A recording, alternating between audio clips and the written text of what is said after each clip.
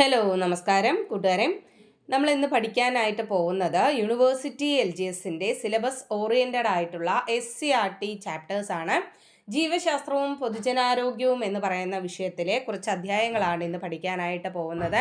ഏതൊക്കെയാണ്? 9ാം ക്ലാസ്സിലെ ഒരു ചാപ്റ്ററാണ് വിസർജനം സമസ്ഥിതി പാലനത്തിന്. അടുത്ത ചാപ്റ്റർ 10ാം ക്ലാസ്സിലെ അറിയാനും പ്രതികരിക്കാനും. അടുത്ത ചാപ്റ്റർ അറിവിൻ്റെ വാതായനങ്ങൾ. അങ്ങനെ 3 ചാപ്റ്റേഴ്സാണ് ഇന്നത്തെ ക്ലാസ്സിലായി ഉൾപ്പെടുത്തിയിരിക്കുന്നത്. ഓക്കെ, അപ്പോൾ നമുക്ക് വൃത്തിയായി പഠിച്ചു പോവാം. ഓക്കെ, നിങ്ങളൊപ്പം കാണുമെന്ന് പ്രതീക്ഷിക്കുന്നു. ചാപ്റ്ററിലോട്ട് കിടക്കുകയാണ്. ഫസ്റ്റ് ചാപ്റ്റർ 9ാം ക്ലാസ്സിലെ 5ാമത്തെ പാഠം വിസർജനം സമസ്ഥിതി പാലനത്തിന്. നോക്കാം. ശരീരത്തിൽ രൂപപ്പെടുന്നതും ശരീരത്തിൽ എത്തുന്നതുമായ വിഷവസ്തുക്കളെ ഹാനികരമല്ലാത്ത വസ്തുക്കളാക്കി മാറ്റുന്നത് കരളാണ്. ശരീരത്തിൽ രൂപപ്പെടുന്നതും ശരീരത്തിൽ എത്തുന്നതുമായ വിഷവസ്തുക്കളെ ഹാനികരമല്ലാത്ത വസ്തുക്കളാക്കി മാറ്റുന്നത് കരളാണ്. ക്ലിയർ ആയോ? അമോണിയയെ യൂറിയ ആക്കി മാറ്റുന്നത് ആരാണ്? കരളാണ്. അമോണിയയെ യൂറിയ ആക്കി മാറ്റുന്നത് ആരാണ്? കരളാണ്. അപ്പോൾ എന്തെല്ലാമാണ് പറഞ്ഞത്? ശരീരത്തിൽ രൂപപ്പെടുന്നതും ശരീരത്തിൽ എത്തുന്നതുമായ വിഷവസ്തുക്കളെ ഹാനികരമല്ലാത്ത വസ്തുക്കളാക്കി മാറ്റുന്നത് കരളാണ്. അമോണിയയെ യൂറിയ ആക്കി മാറ്റുന്നത് ആര് തന്നെയാണ്? കരളാണ്. കരളിൽ വെച്ച് എന്താ സംഭവിക്കുന്നത്? കരളിൽ വെച്ച് അമോണിയ എൻസൈമുകളുടെ സാന്നിധ്യത്തിൽ കാർബൺ ഡൈ ഓക്സൈഡും ജലവുമായി ചേർന്ന് യൂറിയയായി മാറുന്നു. കരളിൽ വെച്ച് അമോണിയ എൻസൈമുകളുടെ സാന്നിധ്യത്തിൽ കാർബൺ ഡൈ ഓക്സൈഡും ജലവുമായി ചേർന്ന് യൂറിയയായി മാറുന്നു. നശിച്ചു പോകുന്ന കോശങ്ങളെ പുനർക്രമീകരിക്കാൻ അല്ലെങ്കിൽ പുനർനിർമ്മിക്കാൻ കഴിവുള്ള അവയവമാണ് കരൾ. നശിച്ചു പോകുന്ന കോശങ്ങളെ പുനർനിർമ്മിക്കാൻ കഴിവുള്ള അവയവമാണ് കരൾ. മനുഷ്യ ശരീരത്തിലെ ഏറ്റവും വലിയ അവയവമാണ് ത്വക്ക്. മനുഷ്യ ശരീരത്തിലെ ഏറ്റവും വലിയ അവയവമാണ് ത്വക്ക്. വിയർപ്പ് ഉൽപ്പാദിപ്പിക്കുന്നത് ത്വക്കിലെ സ്വേദഗ്രന്ഥികളാണ്. വിയർപ്പ് ഉൽപ്പാദിപ്പിക്കുന്നത് ത്വക്കിലെ സ്വേദഗ്രന്ഥികളാണ്. മനുഷ്യനിലെ പ്രധാന വിസർജനാവയവമാണ് വൃക്ക. മനുഷ്യനിലെ പ്രധാന വിസർജനാവയവം വൃക്കയാണ്. യൂറിയ, വിറ്റാമിനുകൾ, ലവണങ്ങൾ, ശരീരത്തിന് ദോഷകരമായ മറ്റു പദാർത്ഥങ്ങൾ എന്നിവയെ രക്തത്തിൽ നിന്ന് അരിച്ചുമാറ്റി മൂത്രത്തിലൂടെ പുറന്തള്ളുന്ന അവയവമാണ് വൃക്ക. അപ്പോൾ വൃക്കയുടെ ജോലി എന്താണ്? യൂറിയ, വിറ്റാമിനുകൾ, ലവണങ്ങൾ, ശരീരത്തിന് ദോഷകരമായ മറ്റു പദാർത്ഥങ്ങൾ എന്നിവയെ രക്തത്തിൽ നിന്ന് അരിച്ചുമാറ്റി മൂത്രത്തിലൂടെ പുറന്തള്ളുന്ന അവയവമാണ് വൃക്ക. വൃക്കയുടെ സ്ഥാനം ഉദരാശയത്തിൽ. ഏതാണ്? ഉദരാശയത്തിൽ നട്ടെല്ലിൻ്റെ ഇരുവശങ്ങളിലായാണ് വൃക്കയുടെ സ്ഥാനം. വൃക്കയുടെ സ്ഥാനം ഉദരാശയത്തിൽ നട്ടെല്ലിൻ്റെ ഇരുവശങ്ങളിലായാണ് വൃക്ക സ്ഥിതി ചെയ്യുന്നത്. ഇടത് വൃക്ക വലത് വൃക്കയെ അപേക്ഷിച്ച് അല്പം മുകളിലായി സ്ഥിതി ചെയ്യുന്നു. ഇടത് വൃക്ക വലത് വൃക്കയെ അപേക്ഷിച്ച് അല്പം മുകളിലായി സ്ഥിതി ചെയ്യുന്നു. ഉയർന്ന മർദ്ദത്തിലുള്ള രക്തം വൃക്കകളിലേക്ക് എത്തുന്നത് വൃക്കാധമനിയാണ്. എന്താണ്? ഉയർന്ന മർദ്ദത്തിലുള്ള രക്തം വൃക്കകളിലേക്ക് എത്തിക്കുന്നത് ആരാണ്? വൃക്കാധമനി. വൃക്കാധമനി. ധമനിയാണ് എന്ത് ചെയ്യുന്നത്? വൃക്കയിലേക്ക് രക്തം എത്തിക്കുന്നത്. മാലിന്യങ്ങൾ നീക്കം ചെയ്യപ്പെട്ട രക്തം മഹാസിരയിലേക്ക് എത്തിക്കുന്നത് വൃക്കാസിരയാണ്. അപ്പോൾ മഹാസിരയിലേക്ക് രക്തം എത്തിക്കുന്നത് ആരാണ്? വൃക്കാസിരയാണ്. വൃക്കയുടെ അടിസ്ഥാന ഘടകമാണ് നെഫ്രോൺ. വൃക്കയുടെ അടിസ്ഥാന ഘടകം നെഫ്രോൺ ആണ്. വൃക്കയുടെ ഇളം നിറമുള്ള ബാഹ്യഭാഗമാണ് കോർട്ടെക്സ്. വൃക്കയുടെ ഇളം നിറമുള്ള ബാഹ്യഭാഗമാണ് കോർട്ടെക്സ്. ശ്രദ്ധിക്കുക, വൃക്കയുടെ ബാഹ്യഭാഗം ഏതാണ്? കോർട്ടെക്സ് ആണ്. കോർട്ടെക്സ്. നെഫ്രോണുകളുടെ അതിസൂക്ഷ്മ അരിപ്പകൾ കാണപ്പെടുന്ന ഭാഗമാണ് കോർട്ടെക്സ്. അപ്പൊ നെഫ്രോണുകളുടെ അതിസൂക്ഷ്മ അരിപ്പകൾ കാണപ്പെടുന്ന ഭാഗം ഏതാണ്? കോർട്ടെക്സ് ആണ്.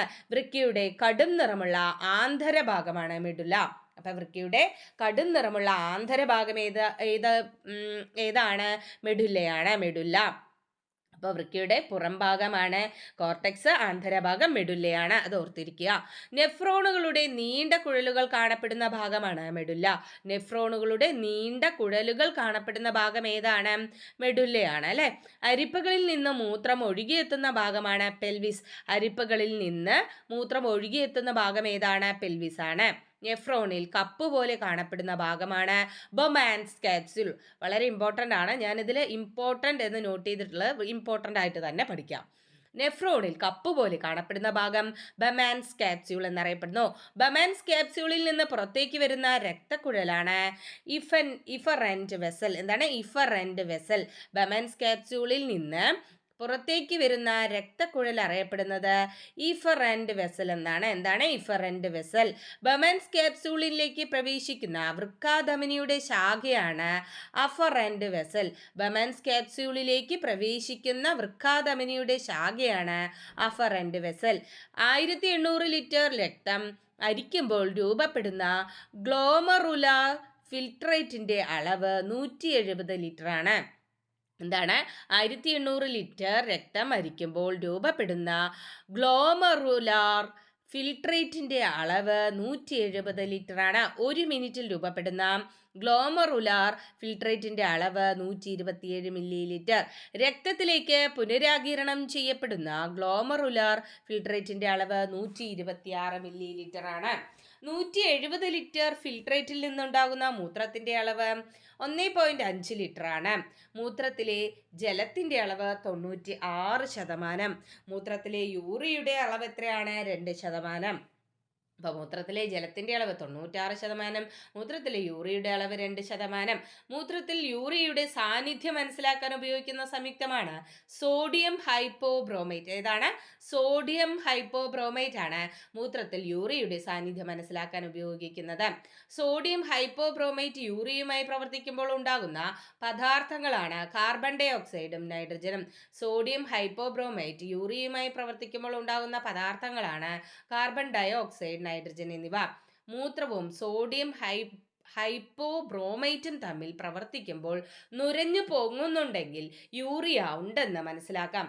മൂത്രവും സോഡിയം ഹൈപ്പോബ്രോമൈറ്റും തമ്മിൽ പ്രവർത്തിക്കുമ്പോൾ നുരഞ്ഞു പൊങ്ങുന്നുണ്ടെങ്കിൽ യൂറിയ ഉണ്ടെന്ന് മനസ്സിലാക്കാം. അണുബാധയോ വിഷബാധയോ മൂലം വൃക്കയ്ക്കുണ്ടാകുന്ന വീക്കമാണ് നെഫ്രൈറ്റിസ്. എന്താണ് നെഫ്രൈറ്റിസ്? അണുബാധയോ വിഷബാധയോ മൂലം വൃക്കകൾക്കുണ്ടാകുന്ന വീക്കം അറിയപ്പെടുന്നതാണ് നെഫ്രൈറ്റിസ്. ഓക്കെ, ഒന്നുകൂടെ റിവൈസ് ചെയ്യാം. നോക്കാം. കരളിൽ വെച്ച് അമോണിയ എൻസൈമുകളുടെ സാന്നിധ്യത്തിൽ കാർബൺ ഡൈ ഓക്സൈഡും ജലവും ചേർന്ന് യൂറിയയായി മാറുന്നു. നശിച്ചു പോകുന്ന കോശങ്ങളെ പുനർനിർമ്മിക്കാൻ കഴിവുള്ള അവയവമാണ് കരൾ. മനുഷ്യ ശരീരത്തിലെ ഏറ്റവും വലിയ അവയവമാണ് ത്വക്ക്. വിയർപ്പ് ഉൽപ്പാദിപ്പിക്കുന്നത് ത്വക്കിലെ സ്വേദഗ്രന്ഥികളാണ്. മനുഷ്യനിലെ പ്രധാന വിസർജനാവയവമാണ് വൃക്ക. യൂറിയ, വിറ്റാമിനുകൾ, ലവണങ്ങൾ, ശരീരത്തിന് ദോഷകരമായ മറ്റു പദാർത്ഥങ്ങൾ എന്നിവയെ രക്തത്തിൽ നിന്ന് അരിച്ചുമാറ്റി മൂത്രത്തിലൂടെ പുറന്തള്ളുന്ന അവയവമാണ് വൃക്ക. വൃക്കയുടെ സ്ഥാനം മുദ്രാശയത്തിൽ നട്ടെല്ലിന്റെ ഇരുവശങ്ങളിലാണ്. ഇടത് വൃക്ക വലത് വൃക്കയെ അപേക്ഷിച്ച് അല്പം മുകളിലായി സ്ഥിതി ചെയ്യുന്നു. ഉയർന്ന മർദ്ദത്തിലുള്ള രക്തം വൃക്കകളിലേക്ക് എത്തിക്കുന്നത് വൃക്കാധമനിയാണ്. മാലിന്യങ്ങൾ നീക്കം ചെയ്യപ്പെട്ട രക്തം മഹാസിരയിലേക്ക് എത്തിക്കുന്നത് വൃക്കാസിരയാണ്. വൃക്കയുടെ അടിസ്ഥാന ഘടകമാണ് നെഫ്രോൺ. വൃക്കയുടെ ഇളം നിറമുള്ള ബാഹ്യഭാഗമാണ് കോർട്ടെക്സ്. നെഫ്രോണുകളുടെ അതിസൂക്ഷ്മ അരിപ്പകൾ കാണപ്പെടുന്ന ഭാഗമാണ് കോർട്ടെക്സ്. വൃക്കയുടെ കടും നിറമുള്ള ആന്തരഭാഗമാണ് മെഡുല്ല. നെഫ്രോണുകളുടെ നീണ്ട കുഴലുകൾ കാണപ്പെടുന്ന ഭാഗമാണ് മെഡുല്ല. അരിപ്പകളിൽ നിന്ന് മൂത്രം ഒഴുകിയെത്തുന്ന ഭാഗമാണ് പെൽവിസ്. നെഫ്രോണിൽ കപ്പ് പോലെ കാണപ്പെടുന്ന ഭാഗമാണ് ബമാൻസ് ക്യാപ്സ്യൂൾ.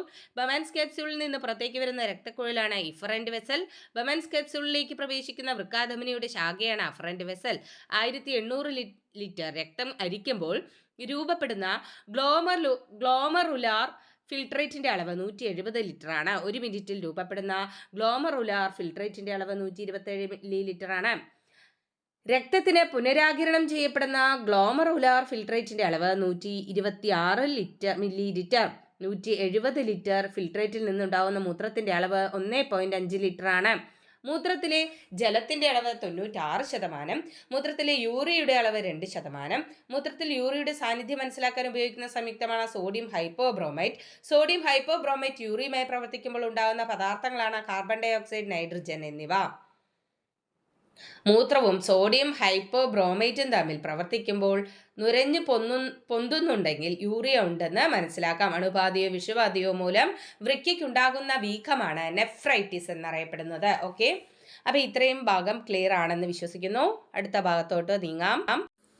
കൂട്ടുകാരെ, നെഫ്രോൺ അതുപോലെ ബമാൻസ് ക്യാപ്സ്യൂൾ എന്നൊക്കെ പറയുമ്പം നിങ്ങൾ ആദ്യം എന്താ ചെയ്യേണ്ടത്? ഗൂഗിളിൽ കയറിയിട്ട് ഇതൊന്ന് നോക്കുക. വൃക്കയുടെ ആന്തരിക അവയവം അല്ലെങ്കിൽ അതിൻ്റെ ഘടന നോക്കിയിട്ട് കുറച്ച് കാര്യങ്ങൾ മനസ്സിലാക്കി വെക്കേണ്ടതായിട്ടുണ്ട്. അതിനുശേഷം മാത്രം ക്ലാസ് കാണാനായിട്ട് ശ്രമിക്കുക. കാരണം ഇതെന്താണ് എന്നുള്ളൊരു ധാരണ നമുക്കുണ്ടായിരിക്കണം ക്ലാസ് കാണുമ്പം, അപ്പോൾ പഠിക്കുമ്പോഴും. ഓക്കെ, അപ്പോൾ വൃക്കയുടെ ഘടന ഒന്ന് മനസ്സിലാക്കി വെക്കുക. അതിനുശേഷം ക്ലാസ് കാണാനായിട്ട് ശ്രമിക്കുക. ഓക്കെ, എന്നിട്ട് നിങ്ങൾക്ക് കഴിയുമെങ്കിൽ ആ പാട്ടൊക്കെ വൃക്ക ഒന്ന് ജസ്റ്റ് നിങ്ങളെ കൊണ്ട് കഴിയുന്ന രീതിയിൽ വരച്ച പാർട്ടുകൾ അടയാളപ്പെടുത്തിയിട്ട് പഠിക്കാനായിട്ട് ശ്രമിക്കുക. ഓക്കെ, അപ്പോൾ നമ്മൾ അടുത്തൊരു ഘട്ടത്തിലോട്ട് നീങ്ങുകയാണ്. വൃക്കയിലോ മൂത്രപഥത്തിലോ കാൽസ്യം ലവണങ്ങൾ തരികളായി അടിഞ്ഞുകൂടുന്ന രോഗമാണ് വൃക്കയിലെ കല്ലെന്ന് പറയുന്നത്. അപ്പോൾ വൃക്കയിലെ കല്ല് എന്ന് കേട്ടിട്ടുണ്ട് അല്ലേ? വൃക്കയിലോ മൂത്രപഥത്തിലോ കാൽസ്യം ലവണങ്ങൾ തരികളായി അടിഞ്ഞു കാണുന്ന രോഗമാണ് എന്തെന്നറിയപ്പെടുന്നത്? വൃക്കയിലെ കല്ല് എന്നറിയപ്പെടുന്നത്. വൃക്കകൾ തകരാറിലാകുന്ന അവസ്ഥയിൽ കൃത്രിമ വൃക്കയിലൂടെ രക്തം കടത്തിവിട്ട് ശുദ്ധീകരിക്കുന്ന പ്രക്രിയയാണ് ഹീമോഡയാലിസിസ്. അപ്പോൾ ഹീമോഡയാലിസിസ് എന്ന് പറഞ്ഞാൽ എന്താണ്?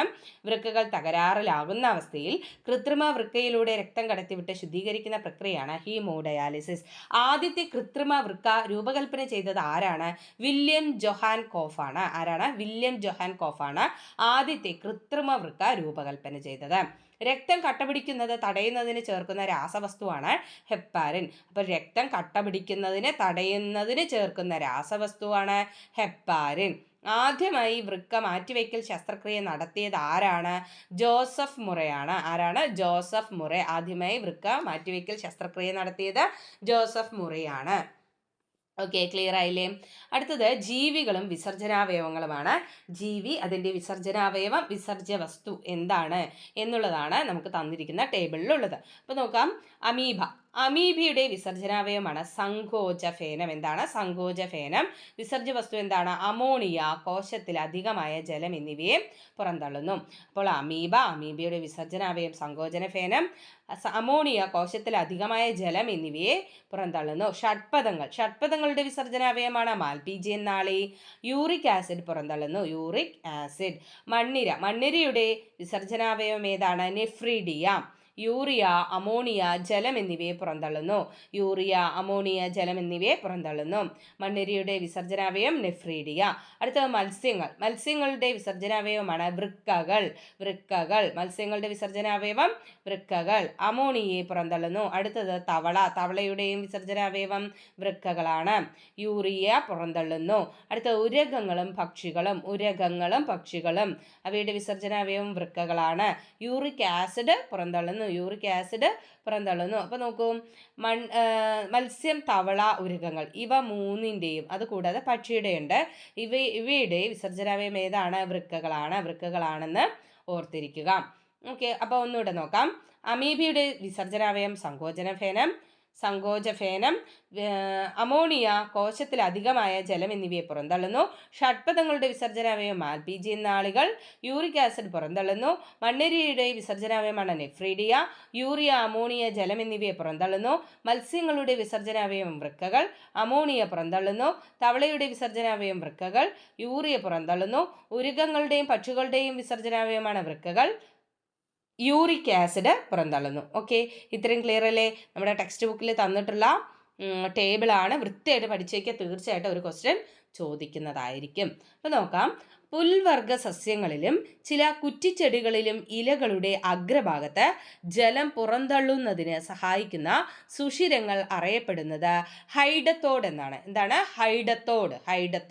പുൽവർഗ സസ്യങ്ങളിലും ചില കുറ്റിച്ചെടികളിലും ഇലകളുടെ അഗ്രഭാഗത്ത് ജലം പുറന്തള്ളുന്നതിന് സഹായിക്കുന്ന സുഷിരങ്ങൾ കാണപ്പെടാറുണ്ട്. ഇവ അറിയപ്പെടുന്നത് എന്താണ്? ഹൈഡത്തോഡ് എന്നാണ്. ഓക്കെ, അപ്പോൾ ഈ ചാപ്റ്റർ കഴിഞ്ഞു. ഇത്രയേ ഉള്ളൂ. ഇത് ക്ലിയർ ആയി എന്ന് വിശ്വസിക്കുന്നു. അപ്പോൾ നമുക്ക് അടുത്ത ചാപ്റ്ററിലോട്ട് കടക്കാം. അടുത്തതായിട്ട് നമ്മൾ നോക്കുന്നത് 10ാം ക്ലാസ്സിലെ 1ാമത്തെ ചാപ്റ്ററാണ്. അറിയാനും പ്രതികരിക്കാനും. നോക്കൂ, ഇതിൽ നാഡീകോശങ്ങളെ കുറിച്ചൊക്കെയാണ് പറയുന്നത്. നോക്കാം, ചാപ്റ്ററിലോട്ട് കിടക്കാം. ജീവികളിൽ പ്രതികരണങ്ങൾക്ക് കാരണമാകുന്ന പ്രേരണകൾ അറിയപ്പെടുന്നത് ഉദ്ദീപനങ്ങൾ എന്നാണ്. ജീവികളിൽ പ്രതികരണങ്ങൾക്ക് കാരണമാകുന്ന പ്രേരണകൾ അറിയപ്പെടുന്നത് ഉദ്ദീപനങ്ങൾ എന്നാണ്. ഉദ്ദീപനങ്ങളെ സ്വീകരിക്കാൻ കഴിവുള്ള ജ്ഞാനേന്ദ്രിയങ്ങളിലും മറ്റ് ശരീരഭാഗങ്ങളിലും കാണപ്പെടുന്ന സവിശേഷ കോശങ്ങൾ അറിയപ്പെടുന്നത് ഗ്രാഹികൾ എന്നാണ്. എന്താണ്? ഉദ്ദീപനങ്ങളെ സ്വീകരിക്കാൻ കഴിവുള്ള ജ്ഞാനേന്ദ്രിയങ്ങളിലും മറ്റ് ശരീരഭാഗങ്ങളിലും കാണപ്പെടുന്ന സവിശേഷ കോശങ്ങൾ അറിയപ്പെടുന്നത് ഗ്രാഹികൾ. പ്രതികരണ പ്രവർത്തനങ്ങളെ നിയന്ത്രിക്കുകയും ഏകോപിപ്പിക്കുകയും ചെയ്യുന്നത് നാഡീവ്യവസ്ഥയാണ്. പ്രതികരണ പ്രവർത്തനങ്ങളെ നിയന്ത്രിക്കുകയും ഏകോപിപ്പിക്കുകയും ചെയ്യുന്നത് നാഡീവ്യവസ്ഥയാണ്. നാഡീവ്യവസ്ഥയുടെ അടിസ്ഥാന നിർമ്മാണ ഘടകമാണ് നാഡീകോശം അഥവാ ന്യൂറോൺ. നാഡീവ്യവസ്ഥയുടെ അടിസ്ഥാന നിർമ്മാണ ഘടകം ഏതാണ്? നാഡീകോശം അഥവാ ന്യൂറോൺ ആണ്. നാഡീകോശത്തിന്റെ വിവിധ ഭാഗങ്ങൾ ഏതെല്ലാമാണ്? അപ്പോൾ നാഡീകോശത്തിന് ഏതൊക്കെ പാർട്സാണ് ഉള്ളത്? ആക്സോൺ ഉണ്ട്, ആക്സോണൈറ്റ് ഉണ്ട്, സിനാപ്റ്റിക് നോബ് ഉണ്ട്, ഡെൻഡ്രോൺ ഉണ്ട്, ഡെൻഡ്രൈറ്റ് ഉണ്ട്, ഷ്വാൻ കോശങ്ങളുണ്ട്. അപ്പോൾ നാഡീകോശത്തിന്റെ വിവിധ ഭാഗങ്ങൾ ഏതെല്ലാമാണ്? Axon, axonite, synaptic knob, dendron, dendrite, Schwann കോശങ്ങൾ. അപ്പോൾ ഒന്നുകൂടെ നോക്കാം. ജീവികളിൽ പ്രതികരണങ്ങൾക്ക് കാരണമാകുന്ന പ്രേരണകൾ അറിയപ്പെടുന്നത് ഉദ്ദീപനങ്ങൾ. ഉദ്ദീപനങ്ങളെ സ്വീകരിക്കാൻ കഴിവുള്ള ജ്ഞാനേന്ദ്രിയങ്ങളിലും മറ്റ് ശരീരഭാഗങ്ങളിലും കാണപ്പെടുന്ന സവിശേഷ കോശങ്ങൾ അറിയപ്പെടുന്നത് ഗ്രാഹികൾ എന്നാണ്. പ്രതികരണ പ്രവർത്തനങ്ങളെ നിയന്ത്രിക്കുകയും ഏകോപിപ്പിക്കുകയും ചെയ്യുന്നത് നാഡീവ്യവസ്ഥയാണ്. നാഡീവ്യവസ്ഥയുടെ അടിസ്ഥാന നിർമ്മാണ ഘടകമാണ് നാഡീകോശം അഥവാ ന്യൂറോൺ. നാഡീകോശത്തിന്റെ വിവിധ ഭാഗങ്ങളാണ് axon, axonite, synaptic knob, dendron, dendrite, Schwann കോശങ്ങൾ എന്നിവ. അടുത്തത്, കോശ ശരീരത്തിൽ നിന്നുള്ള നീളം കുറഞ്ഞ തന്തു അറിയപ്പെടുന്നത് ഡെൻഡ്രോൺ എന്നാണ്. കോശ ശരീരത്തിൽ നിന്നുള്ള നീളം കുറഞ്ഞ തന്തുവാണ് ഡെൻഡ്രോൺ. കോശ ശരീരത്തിൽ നിന്നുള്ള നീളം കൂടിയ തന്തുവാണ് ആക്സോൺ. കോശ ശരീരത്തിൽ നിന്നുള്ള നീളം കൂടിയ തന്തുവാണ് ആക്സോൺ. കോശ ശരീരത്തിൽ നിന്ന് ആവേഗങ്ങളെ പുറത്തേക്ക് സംവഹിക്കുന്നത് ആക്സോൺ ആണ്. കോശ ശരീരത്തിൽ നിന്ന് ആവേഗങ്ങളെ പുറത്തേക്ക് സംവഹിക്കുന്നത് ആക്സോൺ ആണ്. ആക്സോണിനെ വലയം ചെയ്യുന്ന കോശമാണ് ഷ്വാൻ കോശം. ആക്സോണിനെ വലയം ചെയ്യുന്ന കോശം അറിയപ്പെടുന്നത് ഷ്വാൻ കോശം എന്നാണ്. ആക്സോണിന്റെ ശാഖകളാണ് ആക്സോണിന്റെ ശാഖകൾ അറിയപ്പെടുന്നത് ആക്സോണൈറ്റ് എന്നാണ്. ആവേഗങ്ങളെ സിനാപ്റ്റിക് നോബിൽ എത്തിക്കുന്നത് ആക്സോണൈറ്റ് ആണ്. ആവേഗങ്ങളെ സിനാപ്റ്റിക് നോബിൽ എത്തിക്കുന്നത് ആക്സോണൈറ്റ് ആണ്. ആക്സോണൈറ്റിന്റെ അഗ്രഭാഗമാണ് സിനാപ്റ്റിക് നോബ്. ആക്സോണൈറ്റിന്റെ അഗ്രഭാഗം അറിയപ്പെടുന്നത് സിനാപ്റ്റിക് നോബ് എന്നാണ്. നാഡീയ പ്രേക്ഷകം സ്രവിക്കുന്നത് സിനാപ്റ്റിക് നോബാണ്. നാഡീയ പ്രേക്ഷകം സ്രവിക്കുന്നത് ആരാണ്? സിനാപ്റ്റിക് നോബാണ്. ഡെൻഡ്രോണിന്റെ ശാഖകളാണ് ഡെൻഡ്രൈറ്റ്. ഡെൻഡ്രോണിന്റെ ശാഖകൾ ഡെൻഡ്രൈറ്റ് ആണ്.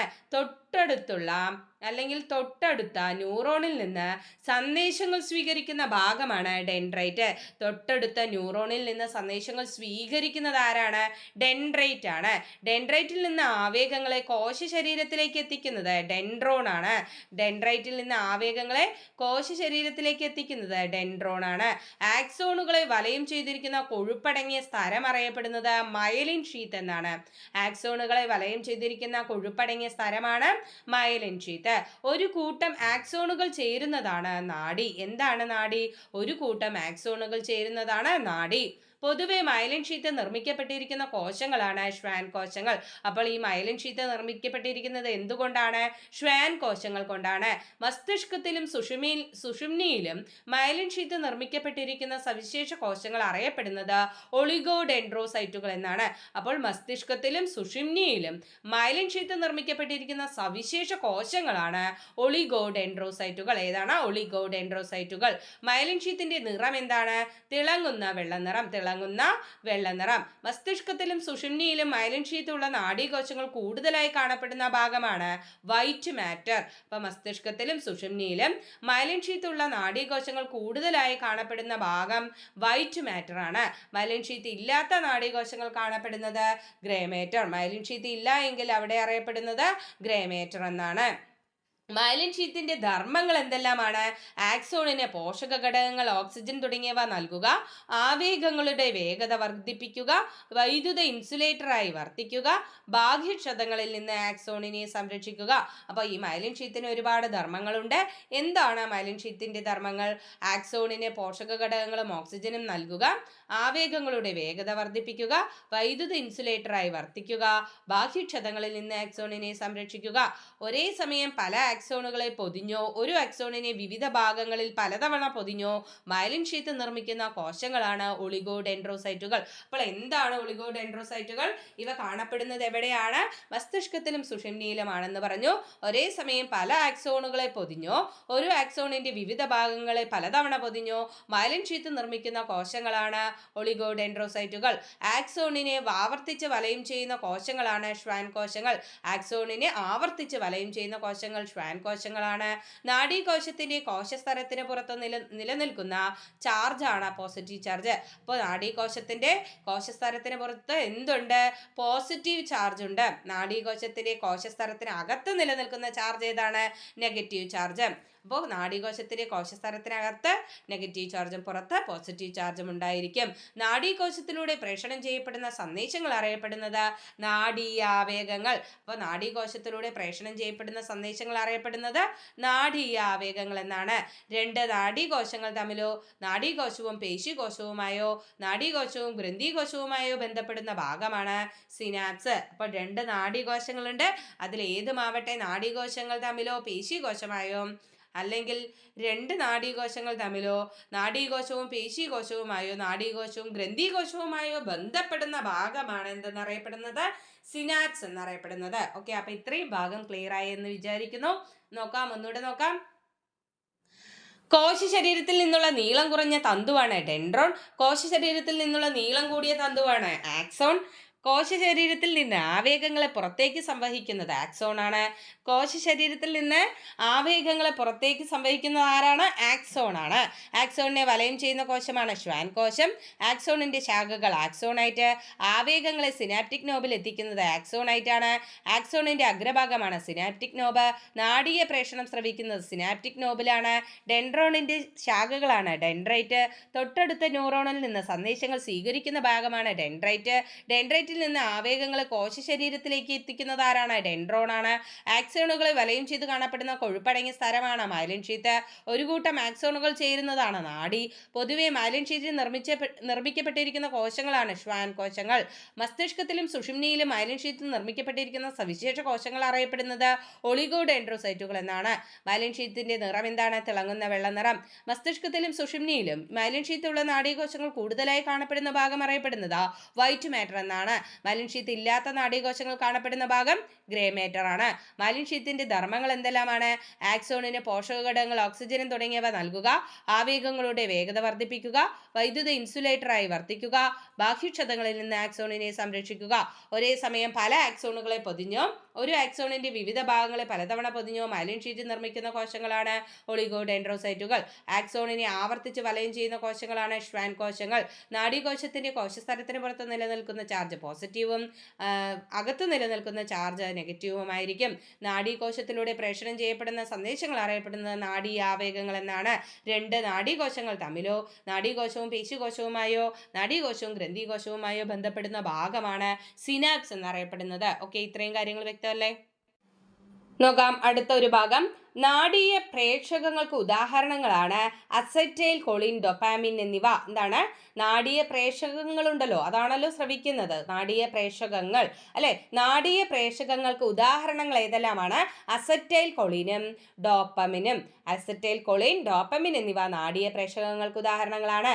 ആവേഗങ്ങളുടെ ദിശ, വേഗത എന്നിവ ക്രമീകരിക്കുന്നത് സിനാപ്സ് ആണ്. ആവേഗങ്ങളുടെ ദിശ, വേഗത എന്നിവ ക്രമീകരിക്കുന്നത് ആരാണ്? സിനാപ്സ് ആണ്.